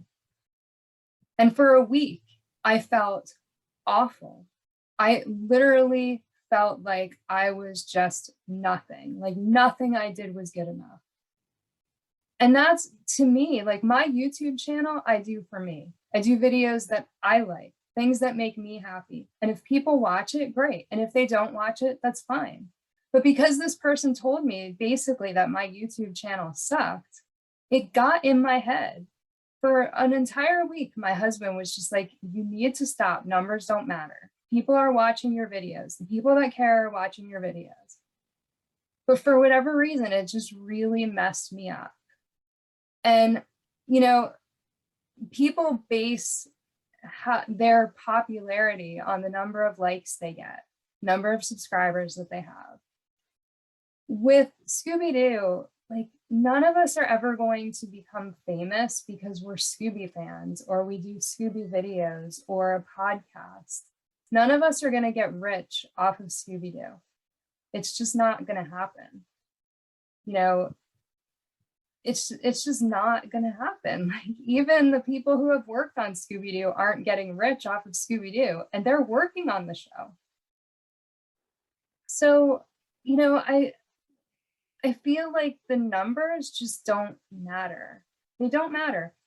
I don't have thousands of people watching the panels, and that's okay because the people that do watch them are really enjoying them. They like them. I get great feedback on them. We've had some amazing animators watch our panels. I mean, people that we haven't even interviewed that are like some of the top animators have contacted me and said that they watched the panels and they really like them. To me, that means a lot more than having 5,000 people watch them, because it's people that actually care. They're not just spending 5 minutes looking at it. They're watching the whole thing and enjoying it. And to me, that means so much more. What do you guys think about focusing on numbers? Justin? Yeah, that's something that never really bothered me. I don't care if I get 2 likes on a post or 200 likes on a post. At the end of the day, I'm doing what makes me happy. I'm sharing my collection and getting to see your guys's and other people's collection and talk about Scooby-Doo. And at the core, that's what means, that's what means the most to me. Um, I also I also thought it was really interesting, and I think maybe this is a good time to bring this up, but just a few weeks ago, I went to the Scooby Doo live show, and when I was there, and I know I was telling you about this, Nikki, and Cameron a little bit, um, I was talking to a lot of Scooby fans there, very hardcore Scooby fans, and anyway, one thing led to another, and there was actually I met some people that ended up, they were already following my account, and we got to talking, and there was actually I was very surprised there was quite a number of people just at that show that I talked to that knew of this Scooby panel and had actually seen these videos, and I thought that was incredible. I thanked them for watching. I let them know that you guys, would be very, very appreciative of it as well. And like to me, that's what it's all about. That meant I thought that was awesome that meeting people in person that I don't even know that knew us. Thought that was awesome. So that's what means the most to me. That is really cool. Yeah. Mhm. DANII, what are your thoughts? I think if I cared too much about numbers, I might kind of be somewhere different. Even that sounds funny from me getting the record, but even then, I found out about the record because somebody else, and they're like, "Here's what it is. What do you have?" And I was like, "I don't know. Let me count." So then I counted, and I came back, and I was like, "I have more than that." Huh. And they're like, "No, you should try it." I was like, "Okay, fine." And then I didn't stop collecting while I did it, which made it harder and harder and harder and harder. And then I lost count again. And even like that translates to social media too. And I think it's less about the numbers and more about the substance. If I have 5 people who heckin' love Scooby and I make them so happy by posting, that is better than 10,000 people who do not care, and it'll always be that way. Even to be technically successful, because I've read a lot of marketing stuff specifically for social media, you can have 1 million people, but you only need 1,000 true fans to make a living off of it. So even if you look at it that way, you don't need a lot to be successful. You need substance to be successful.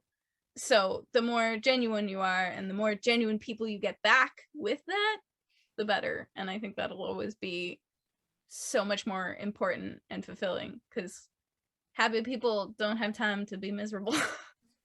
Happy people don't have time to be a jerk.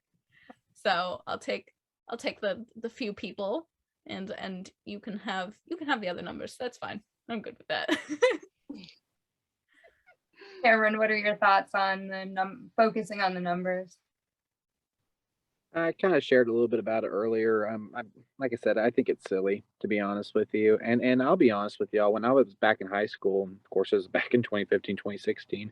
There was, and I'm not ashamed to say it. There was a part of my life, I think, that where I was put in positions and different organizations and stuff, and if I didn't have this many followers and I saw this other person, and I would get upset. And finally one day my mom, she scolded me. She said, "I didn't raise you like that."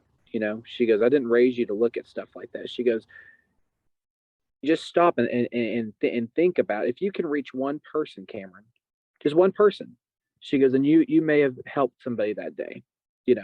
And my mom and dad also taught me too, you have one mouth and you have 2 ears. Listen twice as much as you speak. And that's a rule I've always carried with me. I think the society is getting so toxic, and I'm not trying to go on different banter or rant, but you know, in the society, I feel like you have to get married by a certain age. You have to have babies by a certain age. You can't be single. You have to have this many followers. You have to, I mean, it is so draining if you try to follow along with this normal of the society, you know. And I love what Justin said. And guys, I make posts sometimes. I may get, you know, 40 likes. I make a post sometimes, may get, you know, 200, you know, 300 likes, whatever, you know. But the thing is, though, is I'm going to do it because I love it. You know, we've already said this, we've hit it, but you know, we're not getting paid to do this. We do it because we love Scooby-Doo. You know, I do it because I enjoy it. You know, I post my Scooby-Doo stuff, and when I very first started, I got so much negativity thrown at me, but I haven't stopped. I'm not going to stop. You know, I'm going to keep sharing my love of Scooby-Doo, you know, and when I make a post, you know, I don't want somebody to think, oh, you know, he thinks he's better than somebody else. I don't think I'm better than anybody else. I don't think that. I don't like uppity people. I don't like people that think they're better than anybody. I've never been raised like that. You know, I've been raised to, we're all human beings, you know. You cut your wrist, I cut mine, we both bleed red. How it is, you know. So I think numbers is very silly. I think if you start looking at that, you know, then you're really, and honestly too, guys, mental health is very important. And I feel like when you start trying to get wrapped up in all that things in social media, I have had to stop and look at things, because sometimes I feel like I run 4 accounts. I run 4 social media accounts right now. One for work, one for Scooby-Doo, my personal, and another account. You know, I have to space out posts, but I have to stop, and I have to take my time for certain things, because if you just get wrapped up, social media can take up most of your time. I mean, when you wake up in the morning, what's the first thing you grab? You grab your phone. I mean, it's the truth. As a society, we do, you know. Yeah, it's like, I got mine, and I got mine too. But we grab our phones and we just, you know, that's the first thing we do. Let's check social media. What's going on Facebook? What's going on Tumblr? What's going on Twitter? Whatever. But I think when you stop looking at numbers, stop looking at likes, stop looking at all that, start looking at connections. Who have you truly connected with? I can sit here and say that I've truly connected with a handful of people in the Scooby-Doo community, you know, and I'm blessed for that. You know, I have not met a single person from the Scooby community, but I have talked to you guys. I have messaged y'all. I have commented on y'all stuff. I have liked y'all stuff. I follow y'all. Y'all follow me.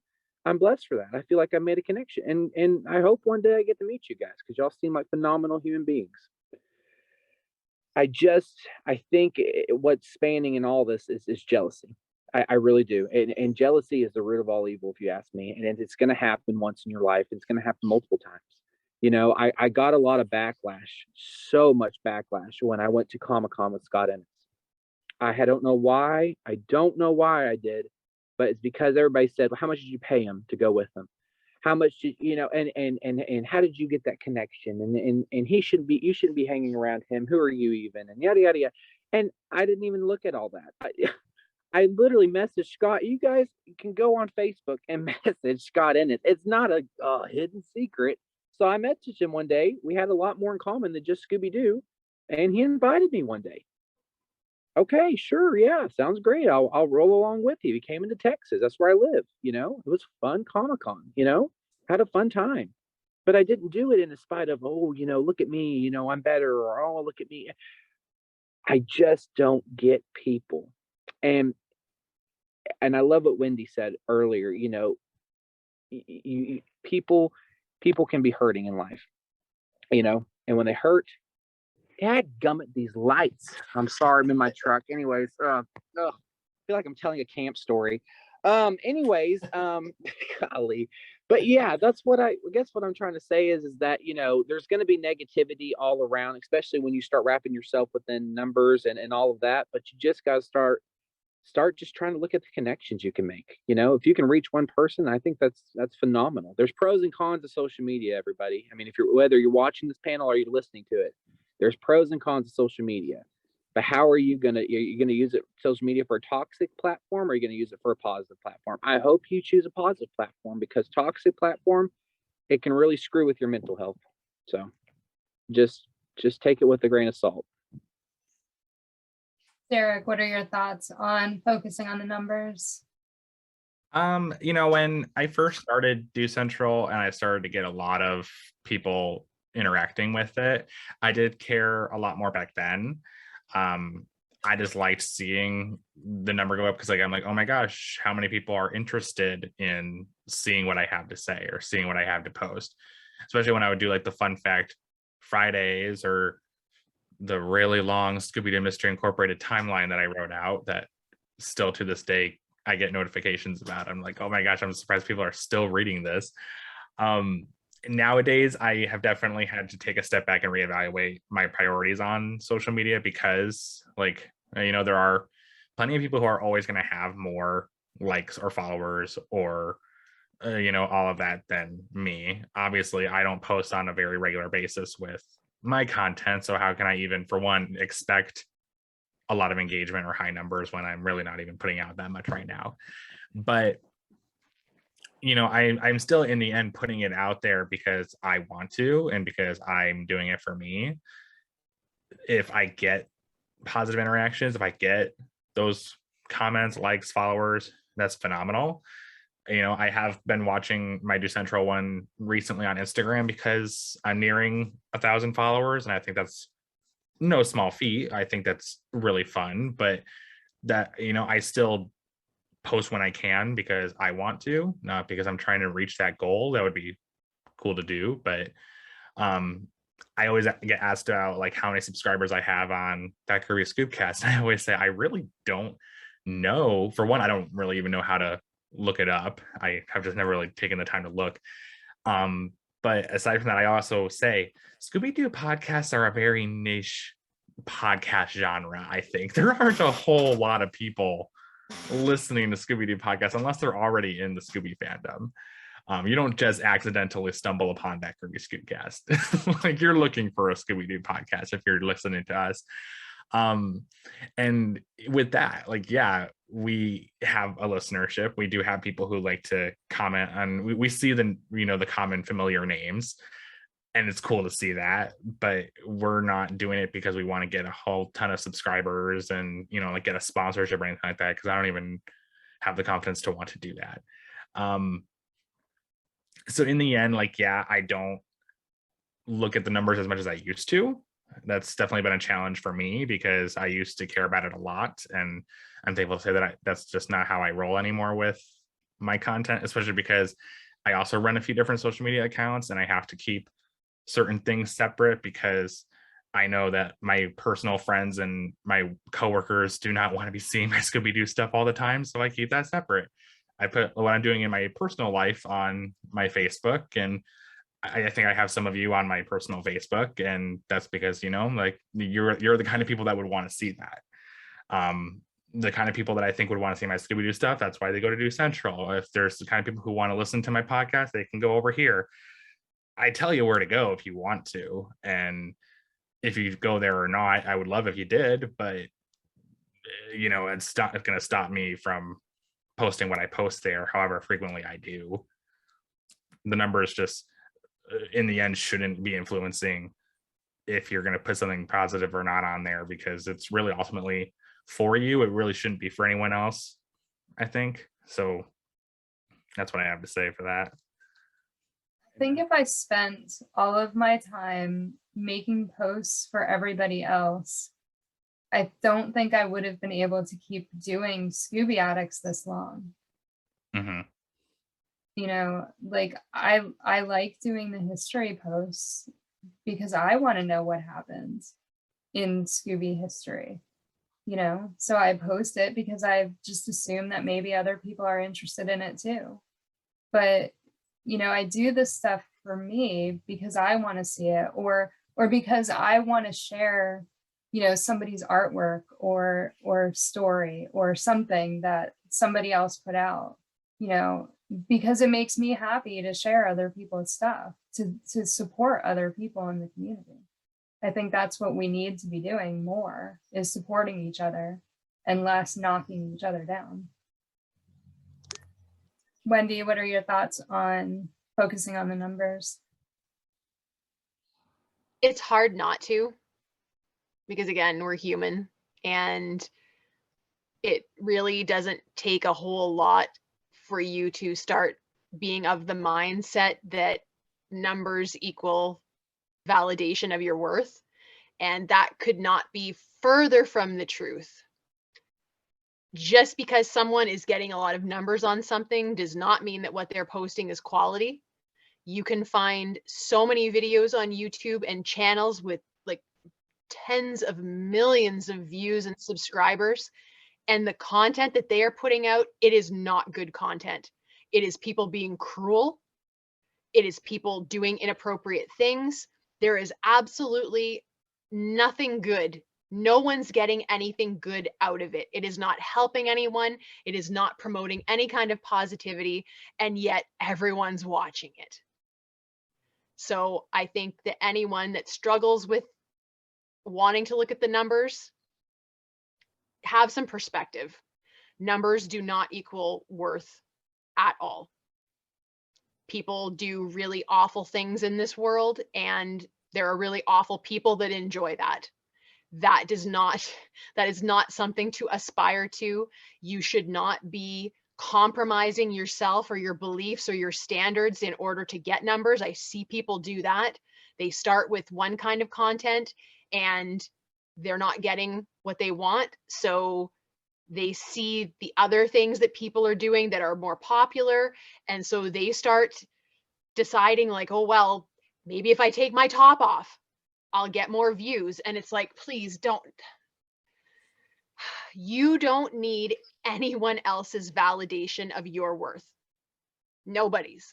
The only person that you should be comparing yourself to is the person that you used to be. That's it. Don't compare yourself to other people, whether you're doing similar things or you're not. I don't care who the people are. Compare you to you. How can I be a better version of myself, not how can I be better than everybody else? That's not a healthy way of looking at anything. I think if you're doing anything where you see numbers, social media, blogging, videos, whatever it is, I try to approach that the way that I approach collecting, which is I buy what I love. I don't buy the things that I'm not interested in. I am not making an investment, a monetary investment in my future. I am making an investment in my happiness. And when it comes to my collection, I curate things that make me happy, things that have meaning to me. I don't want the biggest collection in the world. I would never swap collections with anyone. Like everyone's Scooby collection that I've ever seen has a wonderful collection with pieces that I would love to have, but I would never trade my collection for anyone else's collection, because these are the things, these are the Scooby pieces that have memories for me. They are the things that make me happy, that bring me joy. They are what I want to surround myself with. I do this to make myself happy. If other people can find some kind of happiness or joy in my joy, wonderful. That's great. I love that. That's excellent. And there are people, it's not always a negative thing that people are jealous. There are people that are like, wow, I really love seeing your collection and what you have. And like, that really made me happy.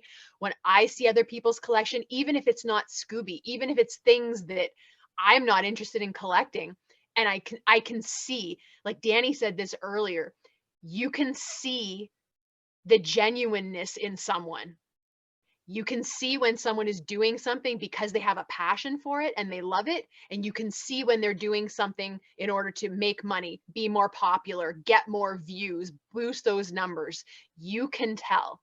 You really can. You can look at someone's collection and be like, okay, you're going to try and turn this for a profit at some point in time.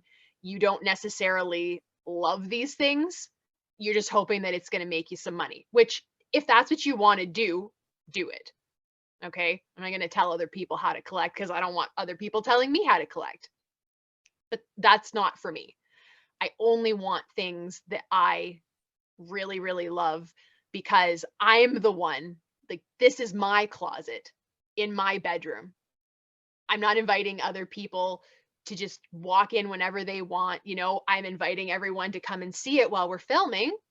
and hopefully people will enjoy or see something that they like, and maybe they can go out and find it and have something in their collection that they really like. But this is for me.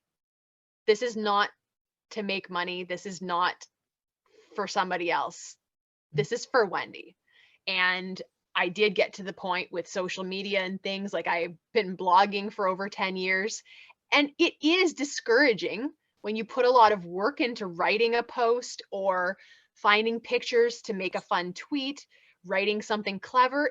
It is disappointing sometimes when you don't get a lot of numbers, and you can get to the point where you're like, well, why am I doing this? Because I'm not enjoying it, because other people aren't enjoying it. But then I was like, but wait a minute, who cares if other people enjoy it? The point was that I enjoy it. That's why I was doing it in the first place. Right. So what does it matter, you know? And something that other people really need to, people need to take this into consideration. I know it's different depending on what social media platform you're using. The blog that I use is WordPress. There is a like button at the bottom, but in order to press that like button, you have to be a WordPress member. So the like count on your posts is different than the view count. And I feel like because things like likes, and this goes for tweets and stuff too, where there's like a visible, this many people click the heart, click the thumbs up, click the like button. It can be very deceptive because that is not an accurate representation of how many people saw it. And again, like on my blog, if someone is not signed in to that particular platform, they can't hit that button. So if I spend a week writing a post and it only gets 5 likes, but I go and I check the stats and 50 people read it, I mean, again, you don't want to focus on the numbers either. Like you're chasing it wherever you are, it's calculated differently. But the point being that do it because you love it. I wrote those posts because it was things that I enjoy. I don't blog about stuff that's like just in the news or that I think people will read. You know, oh, this is the hot topic today, so I'm going to write about it because people are going to read it. Like, no, I only write about stuff that I'm interested in because I'm the one that's writing it. And I do not mind admitting this because I have a number of friends who have admitted that they do the same thing. I probably go back and reread my own blog posts more than I read other people's blogs. And when I get to the end of them, I'm like, you know what? That was a damn good post. I did a good job. I spent all that time researching, and you know what? If anybody actually ever reads this, they will get something out of this. And I'm proud of myself that I did this, you know, and I don't think there's anything wrong with that because I wrote it for myself in the first place. If other people can come along and get something out of it too, that's wonderful. I love that. That is fantastic. But at the end of the day, I am just trying to find ways of making myself happy so that I can make it through this miserable life and all of its toxicity, you know, and all of the bad things that are going on at any given time. So numbers is just a different way of comparing yourself to somebody else. And you're never going to get anything good out of that. You're just not.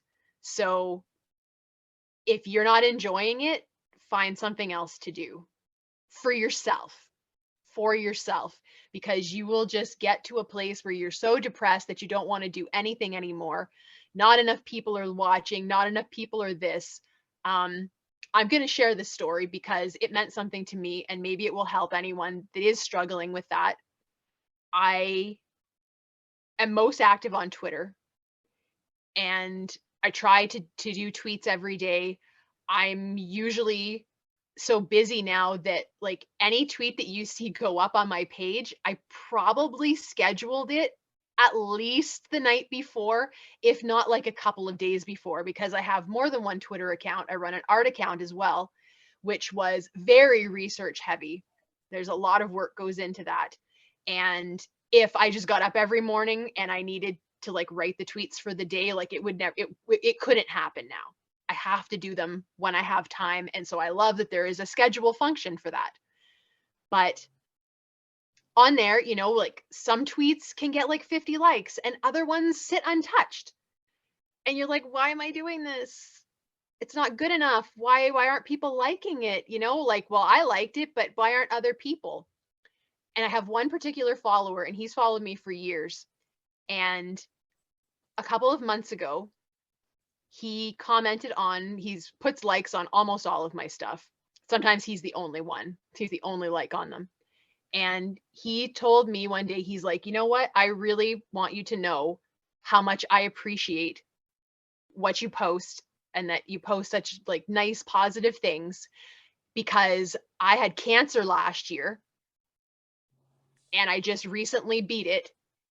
And your posts were like a daily source of happiness for me. Oh. And I was like, I will never again underestimate the value of only one person getting something out of hours of work that I did. If only one person enjoys it, it was worth doing, and I will continue to do it. Because the fact of the matter is, over the years, I have learned that people that I had no idea were looking at my stuff were looking at it regularly. And I mean this in like there are times where that's a negative thing, but I mean in a positive way. People that I had known in my life and lost touch with, and they had been following what I was doing for years before reaching out to me and talking to me. And I didn't know. I didn't know they were watching.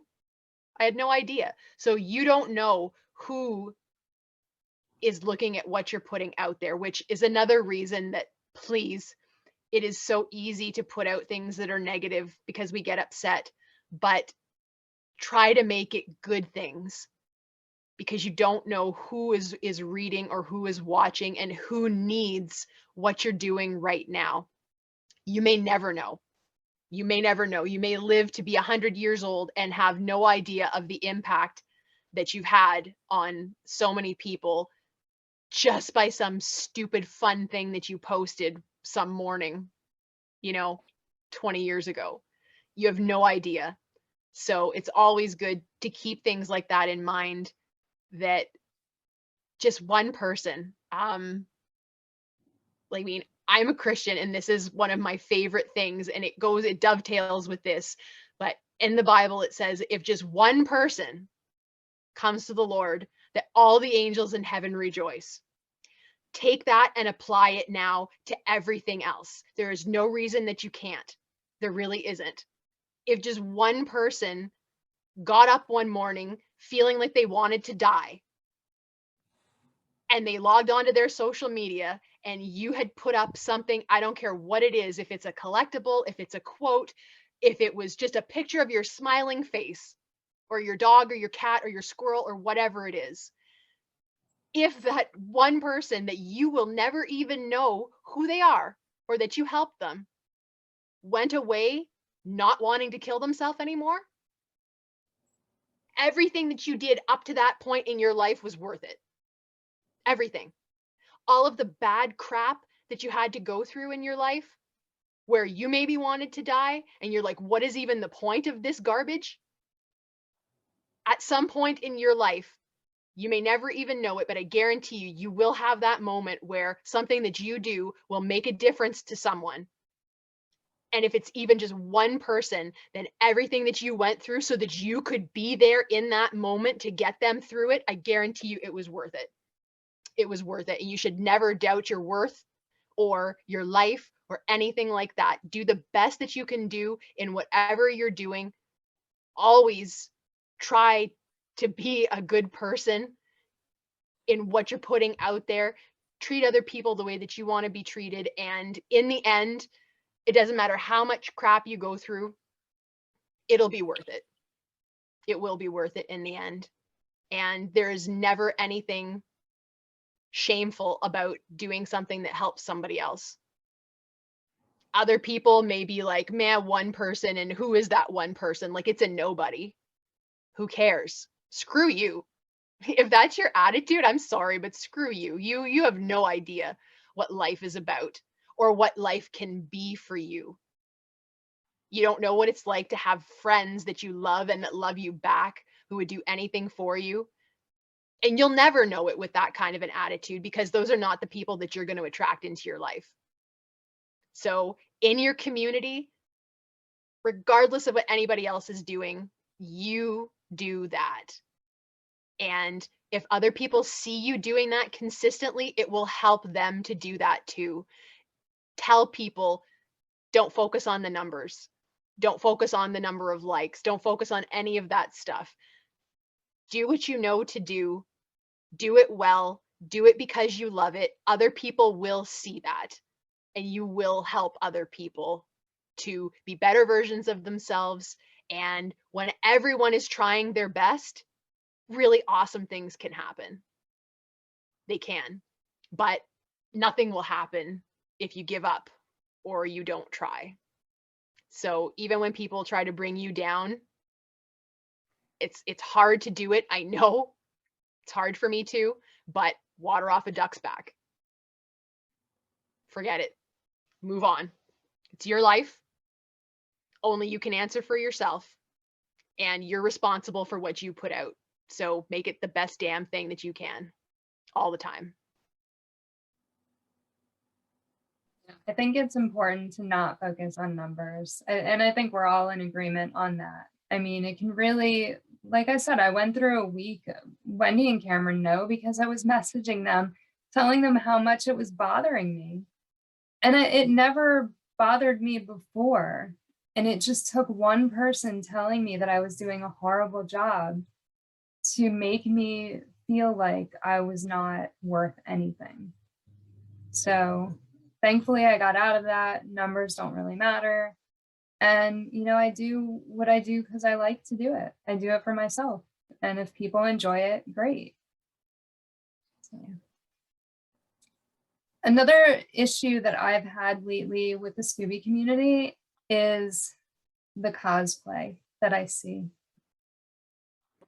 I don't know why I have to look at pictures of women's butts and bras when they're wearing something that's a similar color to Daphne or Velma. But seriously, the cosplay was not like this 2-3 years ago. I don't know if this is like just because everybody decided they weren't being seen enough during COVID and now they just need to show way too much.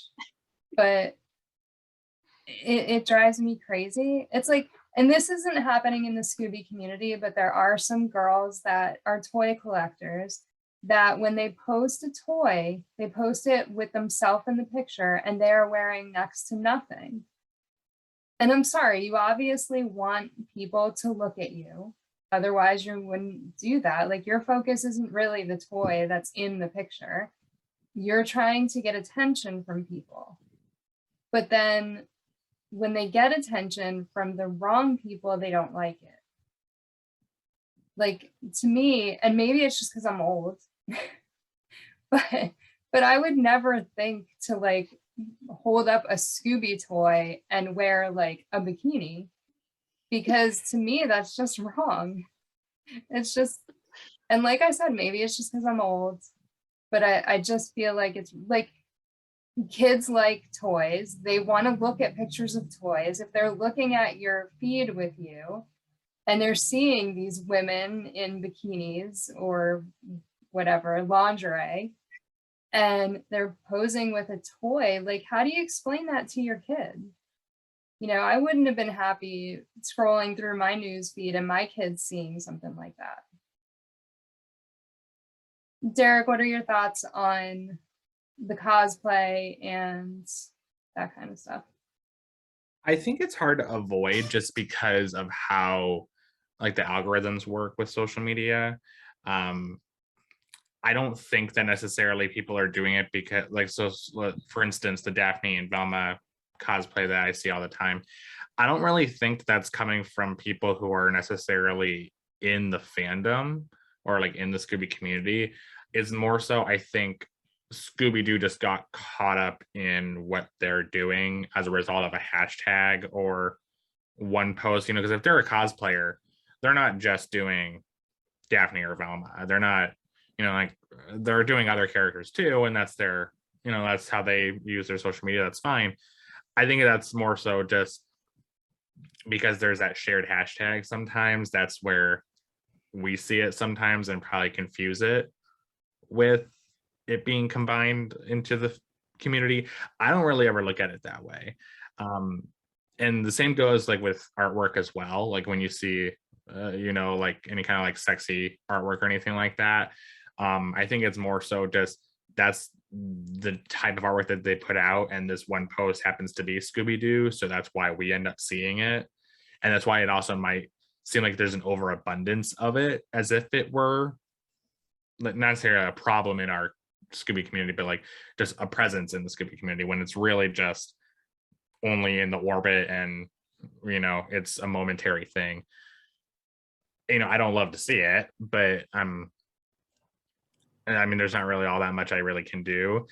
I don't really search a lot anymore when it comes to Scooby-Doo content anymore. I kind of have already found everybody that I want to follow in that regard. So it's very rare that I like Instagram, for instance. It's very rare where I go into the discovery part of it and look for new content, because anything that I really ever need is I'm already following. Excuse me, I'm already following it.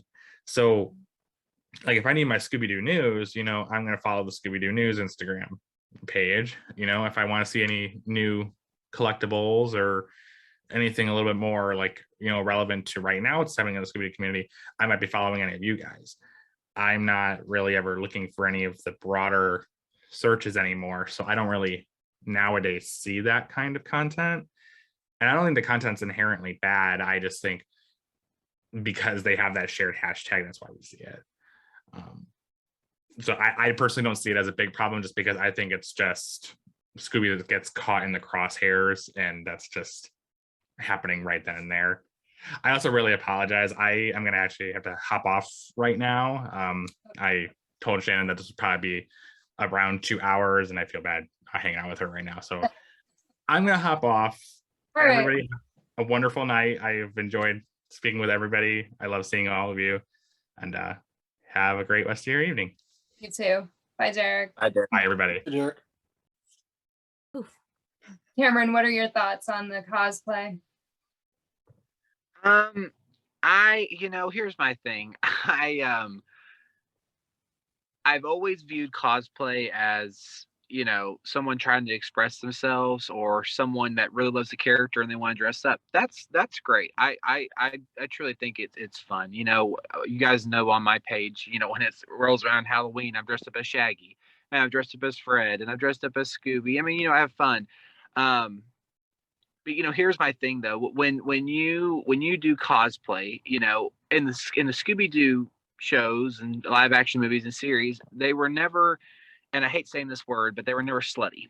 They just never were. They were clean. They were renowned. I think there's a lot going on in society today saying like, this is my body and you can't tell me. I think people want to fight.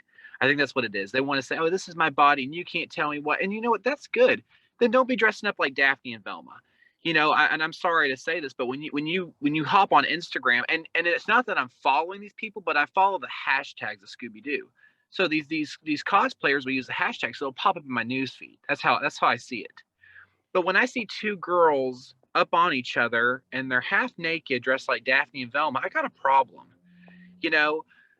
And this kind of goes along with the cosplay thing, but a lot of people, and it's creepy too, but a lot of people are like, will message me like, hey, you're a good looking guy. Like, why don't you kind of post more of like a sexy Fred? Like when you did like because I did Fred for Halloween, and I'm thinking to myself, okay, number one, that's just weird. Please don't ask me to do that. That's number one. Number two, why? Like, what's the point? Why do we need to see half naked people on there? If you're proud of your body and you want to post pictures of your body, all power to you, great. I have no problem with that. But I have a problem when you're taking a childhood cartoon and trying to recreate it. And, we've talked about this before, but like, I look at like, here's an example. Riverdale. Okay. I'm not big on the Archie comics. I know Wendy is. She loves Archie comics. But, you know, I always remember the Archie comics. Remember how clean they were. When it jumped on the CW and they did Riverdale, I mean, it was nothing but sex, drugs, and just having to get naked almost every episode. And I hate that as a society we think as that's the normal. You know, half naked people and being naked and I just, so when you're taking a characters like Archie and Betty and Veronica and Jughead and you're making them where they got to be hot and they got to be ripped and they got to be taking their shirt off or having sex. I mean, it's just it's a little too much if you ask me. You know, a lot of people ask me all the time. They're like, why don't you post some of this stuff about, you know, Scooby-Doo, or why don't you post this art? I keep my page clean. Believe it or not, I have a lot of families. I have a lot of moms with kids. Look at my page. Over the years I've been on Instagram and all my social media, I've had moms reach out to me and say, thank you so much. Your page is clean. It's safe. I never have to worry about sex, drugs, cussing, anything like that. And it makes me happy. Because even too, my little nephew Kai, I'll get on there and he'll love to look at my phone and look at all the stuff I've posted. You know, and I don't want him seeing, you know, dirty, awful stuff. You know, and Nikki, you know, you asked about cosplay, and I have to say something else too. I feel like as a Scooby community, people will share something about Scooby-Doo, even if it's horrible about Scooby-Doo, or even if it's not on our beliefs. You know, like there was this person, and I don't know who it is, but like was literally doing Scooby-Doo art, and it was of the gang, like literally getting mutilated or killed by each of the villains. And I think to myself, is that really necessary? You know, and then everybody in the community, and I asked one account was sharing all of them, and almost everybody was. But I asked one account one day, I said, why do you share that? You know, I'm just curious. If you like that, okay, cool. But why? Well, I don't like it, Cameron. I think it's very, you know, despicable. Then I'm like, okay, but then why are you sharing it? And why are you, you know, hey, this looks great. Well, you know, and they couldn't answer me. You know, and so it's like we have to share everything. We have to. No, we don't. You know, I don't like you know, the pictures of the gang, the pure-hearted gang that we all love and know, a Scooby-Doo, Fred, Shaggy, Velma, and Daphne getting killed and blood and their heads decapitated. I don't like seeing that. You know, I don't like seeing those pictures of Scrappy where, you know, someone's gunned them down, you know, and everybody thinks it's hilarious. I don't think it's funny. It's a cartoon character, you know. All I'm saying to y'all is that there's always going to be those accounts where they're posting nasty things, or they're posting inappropriate things, or just, you know, hurtful or harmful things. But, you know, if you don't like it, if you don't believe in it, then don't share it. You know, I don't like some of these people that are doing cosplay. They're taking pure characters and they're cosplaying. You know, I just don't. You know, and I mean, it makes me sick. So here's my thing: just don't share it. Don't go about it. You know, you don't like it, stay away from it. You know, I mean, there's going to be people keep on doing cosplay. You know, I really don't know much about cosplay. Going to an actual Comic-Con before, I mean, oh my God, I've seen some crazy things. I'm just like, oh my God, thank God. I'm not dressing up half the time, because some of these people, woo, Lord, up out of nowhere with some of that stuff. I'm like, whew. You know, all power to them, but you know, it's just, you know, people love cosplay. I didn't realize how popular it was. You know, some people like to keep it clean. I respect those people. Some people like to take cartoon characters and make them super slutty. I don't get it. If that's what you're into, that's what you're into. So, but it's weird. I don't enjoy it. I don't like it. Danny, what are your thoughts on the cosplay? I would say it's hard to say, because I love that people are, you know, taking power in their bodies and feeling good about their bodies, and cosplay is amazing, and some of the cosplays people make are awesome. And there is the problem where somebody's like, well, I'm just wearing what the actual outfit is, but I'm shaped different, so now somebody thinks I'm doing this to it. And there's like, I think an overcorrection, like at that point, because like there are a lot of adult characters who aren't wearing a lot that you could cosplay and do wonders on, and I'm sure you'd look amazing, and that's awesome. But when you take something that you're like, that isn't, and then you make it, and it's from a space that isn't really about that, like Scooby-Doo's a kid's show, and this argument I see all the time is like, oh, well, Daphne and Vilma are adults in some of them. And it's like, cool, but the show is an adult. So, like, I feel like there's a little bit of like, if you're talking about body positivity and even like sexual positivity, awesome, but what about my consent? Because when I look up Scooby-Doo, I am not expecting to see somebody's underwear. You know, like, I had to stop following those tags because like it's not for me. And I don't want you to stop cosplaying and feeling good and everything like that, but maybe like put it under the right thing. Because if you're trying to be sexy, hashtag it sexy, not Vilma from Scooby-Doo. You know, like put it in the right spot so that the right people see it. So you're probably even missing out because it's going to the happy little Scooby-Doo collectors who are like, whoa, tits, cool. Wait, no. Like, you know, like I wanted to see, you know, and like, sure, if you have like a body with like naturally big curves and you wear a Daphne cosplay, you're gonna tell, absolutely. That's not what we're talking about here. We're talking about the ones where like it's extra sexualized. And you can do that, but maybe do it in a space that isn't like a children's show space, you know? Like amazing cosplays done all the time, and sometimes there's sexy cosplays. I don't think you're doing less of a cosplay because you made it sexy. I just think make the ones that make sense sexy. You know, there's like a really nice middle ground that I think keeps it like really safe, because I know kids like technically are not supposed to be on social media, and it's not your job to parent somebody else's kid, you know, but at the same time, does that mean you want to like just do whatever because who cares about, you know, other people so much? I don't know. It's like, it's so hard because you don't want to police somebody, but you also want to be like, hey, consider that somebody else might feel this way about what you're doing. And so you can make both people happy by, you know, hashtagging it the right way. Don't hashtag it Scooby-Doo, Scooby-Doo Collector, Scooby-Doo fan, Vilma Dinkley, cartoon, classic cartoon, nostalgia, because people are searching those for different reasons. They are not searching it for your booty. Hashtag it booty. Go for hashtag booty. Then if I'm looking for booty, I can just look that up. It's nice and simple. It's a simple process. Oh my God, Dan, you got me crying. Like, Jesus.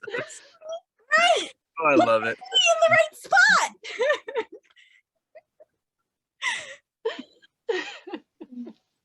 Very true. It's very true. Like, I don't mind the cosplay where they're dressed like Velma or Daphne and they, you know, are actually being respectful of the characters. It's the ones where, you know, they're wearing a skirt, but the skirt's up to their waist, and they're wearing a shirt, but the shirt's pulled up to their neck. And it's like, that's not Daphne and Velma. Like, they didn't do things like that.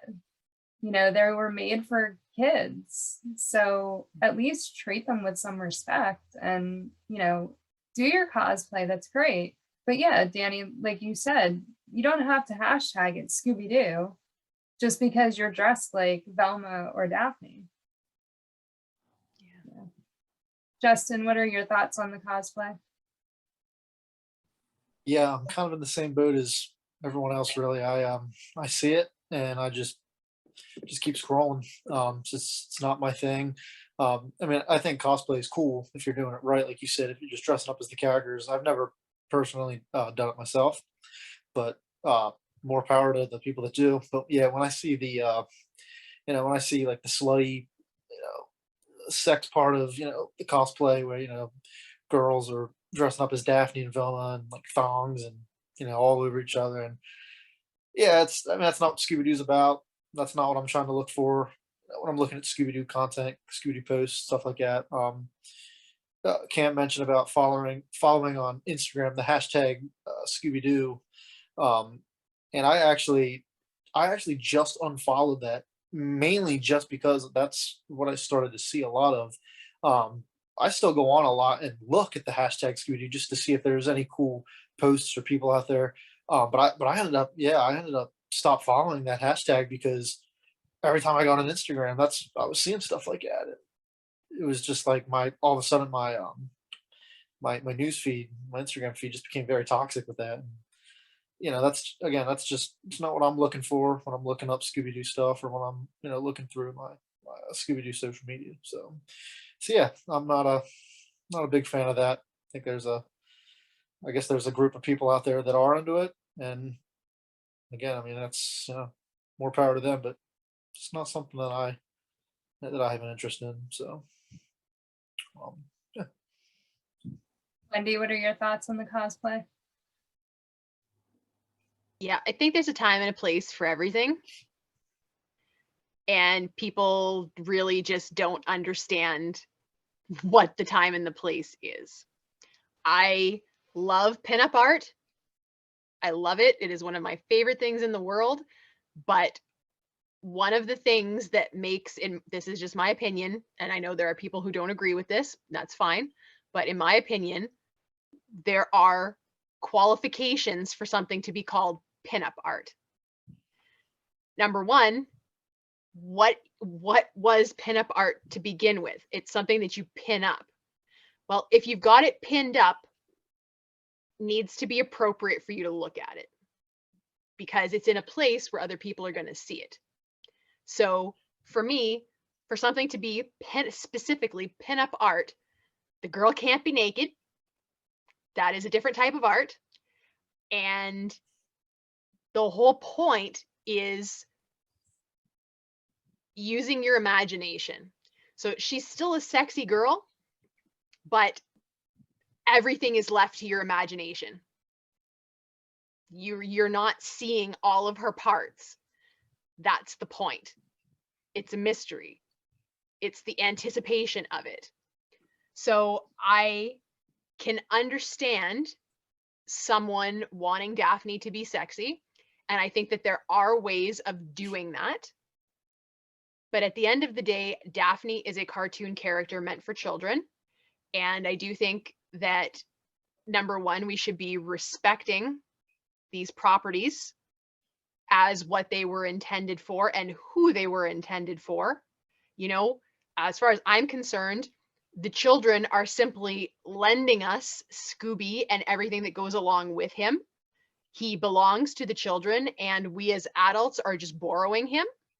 In my opinion, I think that's how we should look at that. And we need to treat him with respect, not just for him, but for the children that are like, okay, well, he's ours, but we're going to let you enjoy him too now that you're an adult. But he's meant for us, And I don't want to see it. I think that there is a much bigger issue here, which is I'm human. I want to look nice. I appreciate when other people appreciate me. But again, you're looking for validation that's outside of yourself. Why do you want to dress up so trampy? Why do you want to show off? If you have a nice figure, your figure is obvious no matter what you're wearing.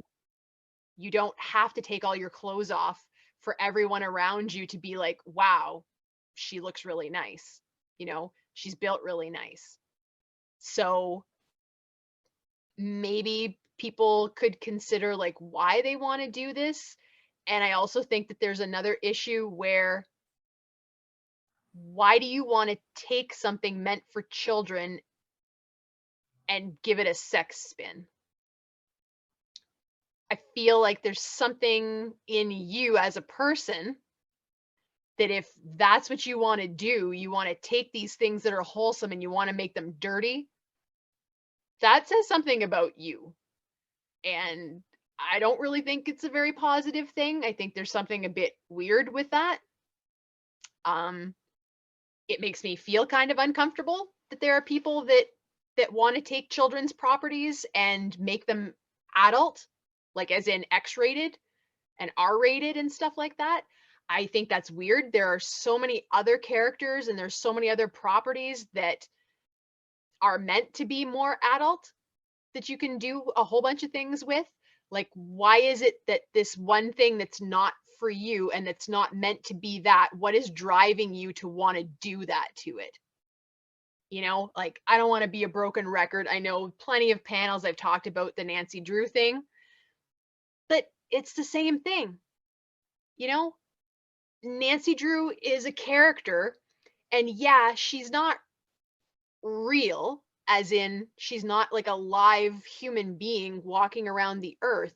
But one could argue that something that has been around for 90 years and has been she has more of an identity than most of us have at this point in our lives, because she has been kept like this all of this time through all of these generations. You know, maybe there's some tweaks here and there, but there's nothing major to her internal character.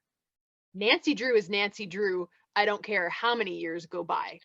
And she needs to stay that, because that is how she was created. That is what she was made to be. And because she is not a real person, she can't speak for herself.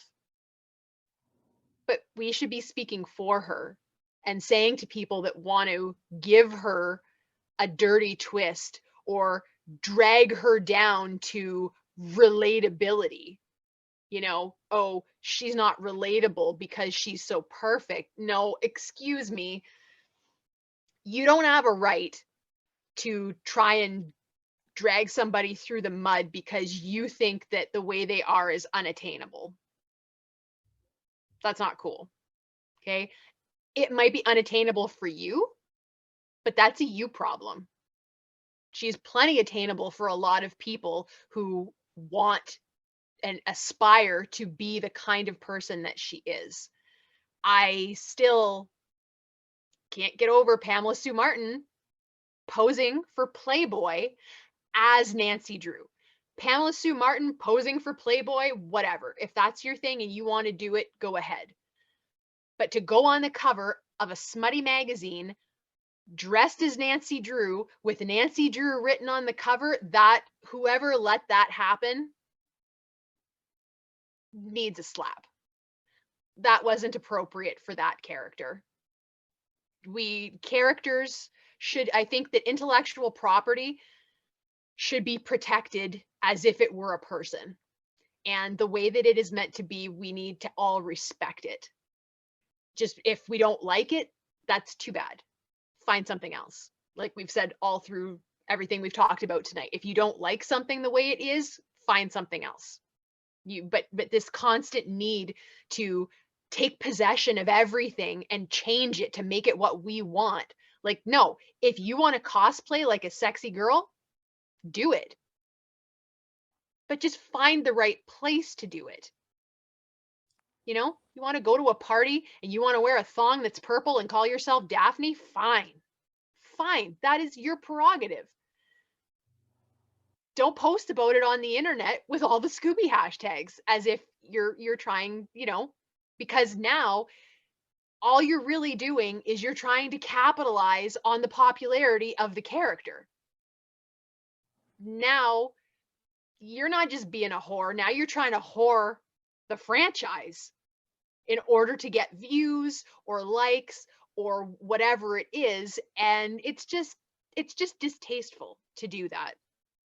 I actually have more of a problem with smutty products than cosplay because I don't really follow any of the hashtags. So I don't see a lot of like what we've been talking about. I see it, some of it, but more so when I search Scooby-Doo on like Etsy or eBay, I don't want to see sex toys that are painted like Scooby-Doo.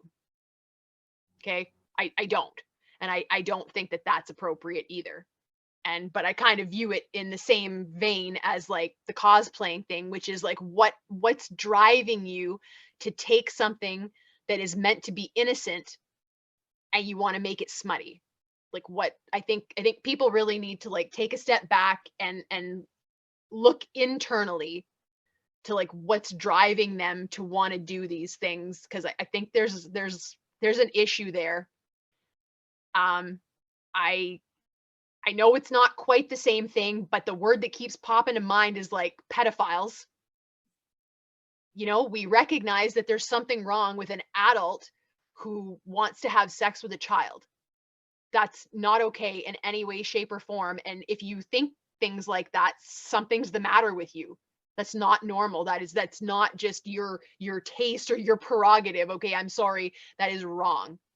Something is the matter in your head and in your heart.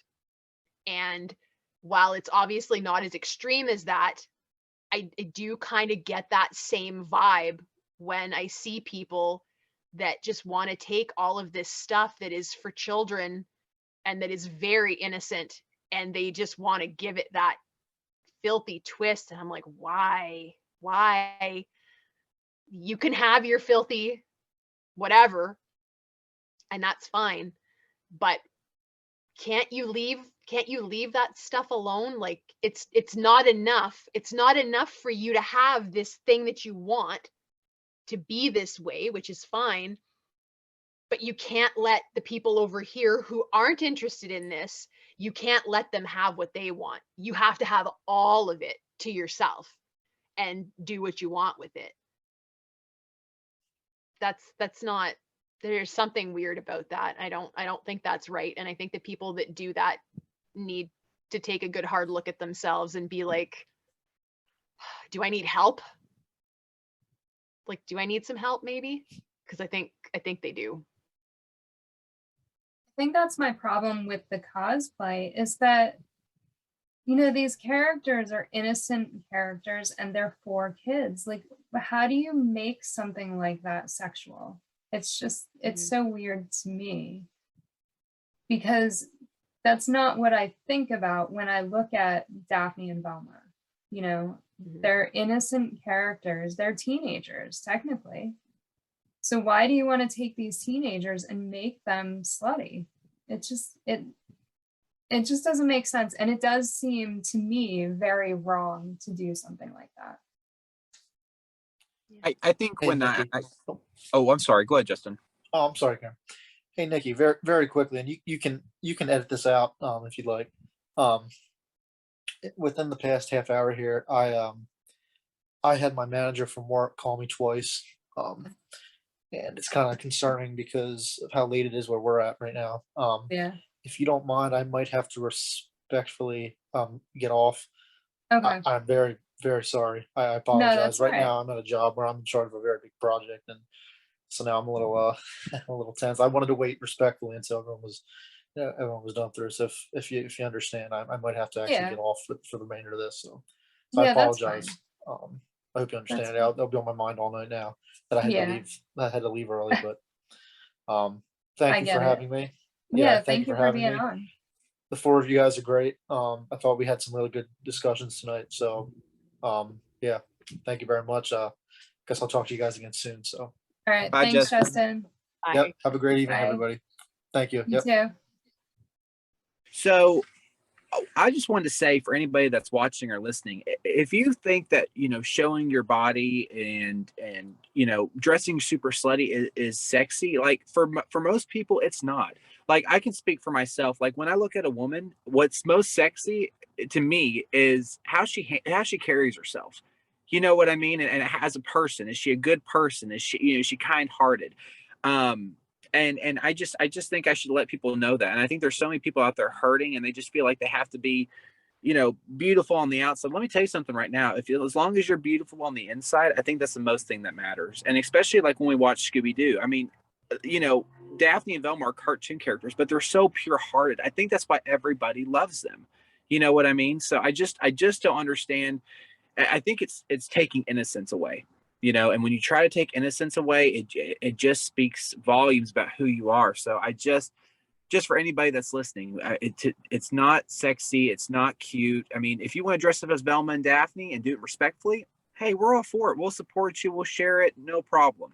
But when you're trying to take it slutty, I'm just telling y'all right now, and I think I can speak for all of us, it's not sexy. It's just not. So I just wanted to throw that out there, Nikki. Yeah. I think we all agree that it's just not. And I didn't think about the fact that it's showing up for me because I follow the hashtag Scooby-Doo. So yeah, I'm thinking I'm gonna have to unfollow that because there is so much non-Scooby stuff even that shows up with the hashtag Scooby-Doo.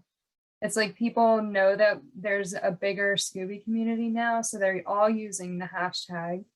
And it's I have some reality reality shows something showing up in every time I'm going through the news feed and I'm like, this has nothing to do with Scooby-Doo. Why are they even using the hashtag? It's very weird, but I guess it's for likes and yeah. I definitely see why people want to feel sexy or would feel like less clothing is sexy, and I don't want to take away from anybody's thing that makes them feel good. I just think like starting with something that's supposed to be sexy to begin with will probably make you feel more sexy when you like do that correctly. For me, the exciting thing about cosplays is like attention to detail, like how close you can get to that, because it's unattainable. Like none of us can look like cartoon characters. So as close as you can, like, oh, I found the right material. One tip for anybody who's actually trying to cosplay Vilma, her hair is not brown. It's red brown. It's not brown. She's not a brunette. It's red brown. Look at I have enough Scooby merch to tell you that her hair is red brown. Red brown. Dani, you were on a roll tonight. Yes.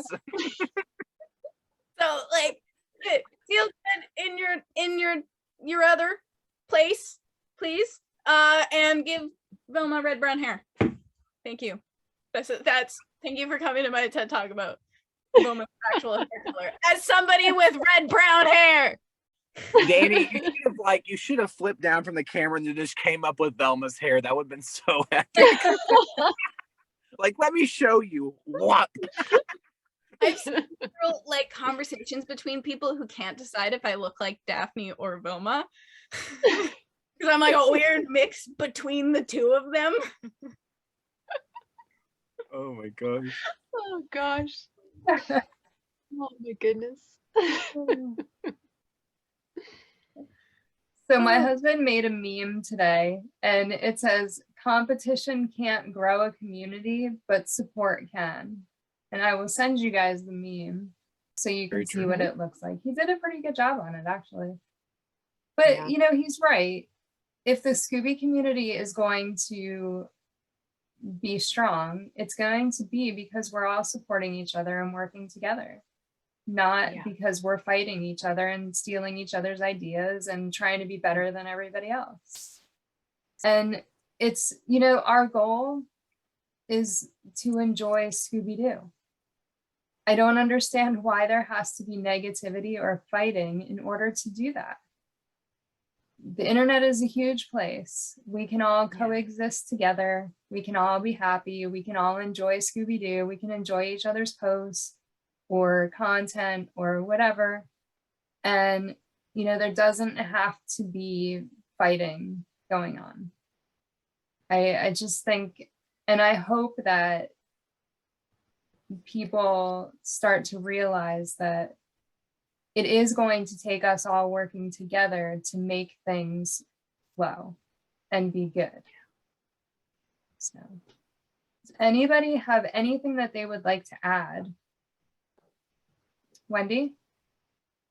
Yeah, I would just like to say, and this also keeps in the same spirit of us protecting the identity of the characters and things like that too.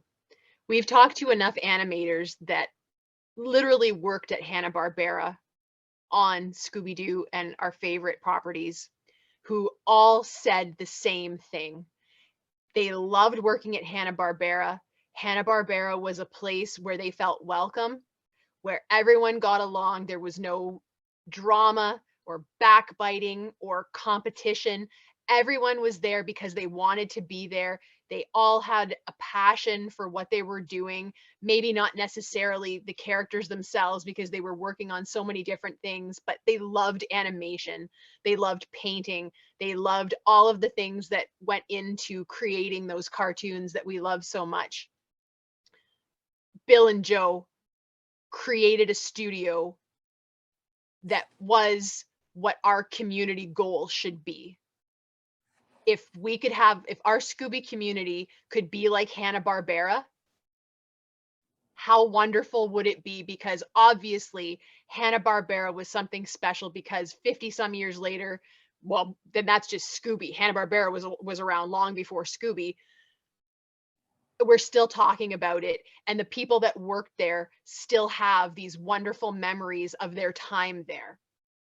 So in order for us to pay proper respect to Scooby and his creators and all of the people that devoted good portions of their lives to making this thing that we love so much, we need to strive to do the same. We need to do our best. And this is very much an individual thing, because we can't force other people to do something or to think a certain way. So every single one of us has to take it upon ourselves to internalize it and do it, and be there for other people to see it and hopefully follow suit. But if we keep in mind what it was like at Hanna-Barbera for all of those people, that they still love it so much and they miss it, that's a big thing. They didn't just enjoy their time there, but they miss being there. That's a big deal, because that was their job. How many people are in a job that they like genuinely love? I am blessed. I am one of those people in a job that I love. And if the time ever comes where I can't do it anymore, it will be devastating. But it's a big deal to be in a job that you really, really love, and you do what you can to protect that. So going forward, let's just try and be the way that Hanna-Barbera was, and create an atmosphere where people are welcome and we don't fight and there isn't drama and we're not jealous of each other, and we just want everyone to succeed, because we all have this one thing in common, which is we love Scooby and we appreciate him, and he has added value to our lives. And if Hanna-Barbera could do it, we can do it, because they are proof that people can come together with a similar passion and make it work in the positive every day for decades. It can be done. There is no reason that we can't do it, and we need to do it. All of us, we need to do it, because Scooby deserves the best that we can give him. Danny, do you have anything that you would like to add? I think again that the most important thing is that I understand bad feelings, and everybody has bad feelings, and so it's the actions that follow that matter. And so you're not bad for having bad feelings, you're not bad for feeling bad, but you shouldn't let something that is supposed to make you happy turn into something that makes you sad. Like, you don't deserve that. So if you look past those, accept them, look past them, you'll have a good time. And there'll be people like the panel who want you to have that good time and will help you have that good time if you let them, and if you let that happen for yourself. Cameron, anything to add? I just want to say, and I love everything that y'all said, but I just want to say that, in the Scooby community, you are welcome. I don't care what your skin color is. I don't care who you are. I don't care what your beliefs are. I mean, you guys are welcome. And I agree 100%. We've got to work together. We have got to be unified in the community to show strength and show that we are all together, because we love this cartoon character, you guys. Another thing too is I want to say that's very strong is, if for the fighting, for the jealousy, that's everything that's going on in the community, we've got to just knock it off. Okay. Because here's my thing, because words are sharper than actions. You know what I mean? I'd rather take a punch to the face than be told I'm worthless, because that will always resonate in your head. Okay. And here's my thing. And I posted this on my personal Facebook, not like a couple days ago. It's not a bad life. It may just be a bad day. Take one step at a time. Take one day at a time. Okay. And just know that we're here. We're here in the Scooby community because we love Scooby-Doo. We love you guys. We're here in any way and shape and form that we can help you. Truly we are. And I love what Wendy said. I think it was just a big old bow that just tied it up.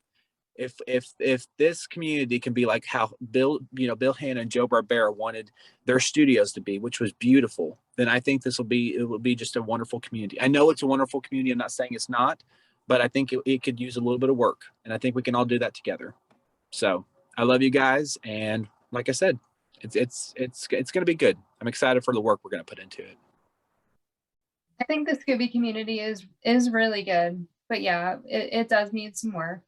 And I think if we all work together, we can make it a great place where everybody's having fun and nobody feels bad. You know, there's no Agreed. reason for anybody to feel bad. No one should. And we are going to wrap this up. I'm not going to have you guys let everyone know where they can find you on social media. Since we lost Justin and Derek, I'm going to put everybody's stuff in the description of the video so you can check all that out. And if you have any comments that you want to add, put that in the comments below. We want to know how you feel about the Scooby community, whether it's positive or negative. And that's it. Thank you so much for joining us for another Scooby panel. Thank you for tuning in to another Scooby panel. I'm Nikki Blake from ScoobyAddicts.com. If you like these panels, please subscribe to my channel for more great discussions. A very special thank you to 2018 record holder and Scooby collector DANII MEGER, That Groovy Scoobcast host Derek Queen, Scooby fan and collector Justin SHAGGY, artist, blogger, and Scooby collector Wendy BRYDGE, and Cameron Bates from Scooby-Doo and Cameron Too. Scooby and Shaggy were voiced by Scott Innes. Check out Scott's website, onescottshop.com. Scooby Panel is available in podcast form on most podcast platforms or as a web series on YouTube. If you would like to support the Scooby Panel, please go to patreon.com/ScoobyAddicts. ScoobyAddicts artwork by Will Davenport. Video editing by Nikki Blake. Music composed and performed by Bovine Nightmares. Please join us next time for another Scooby Panel.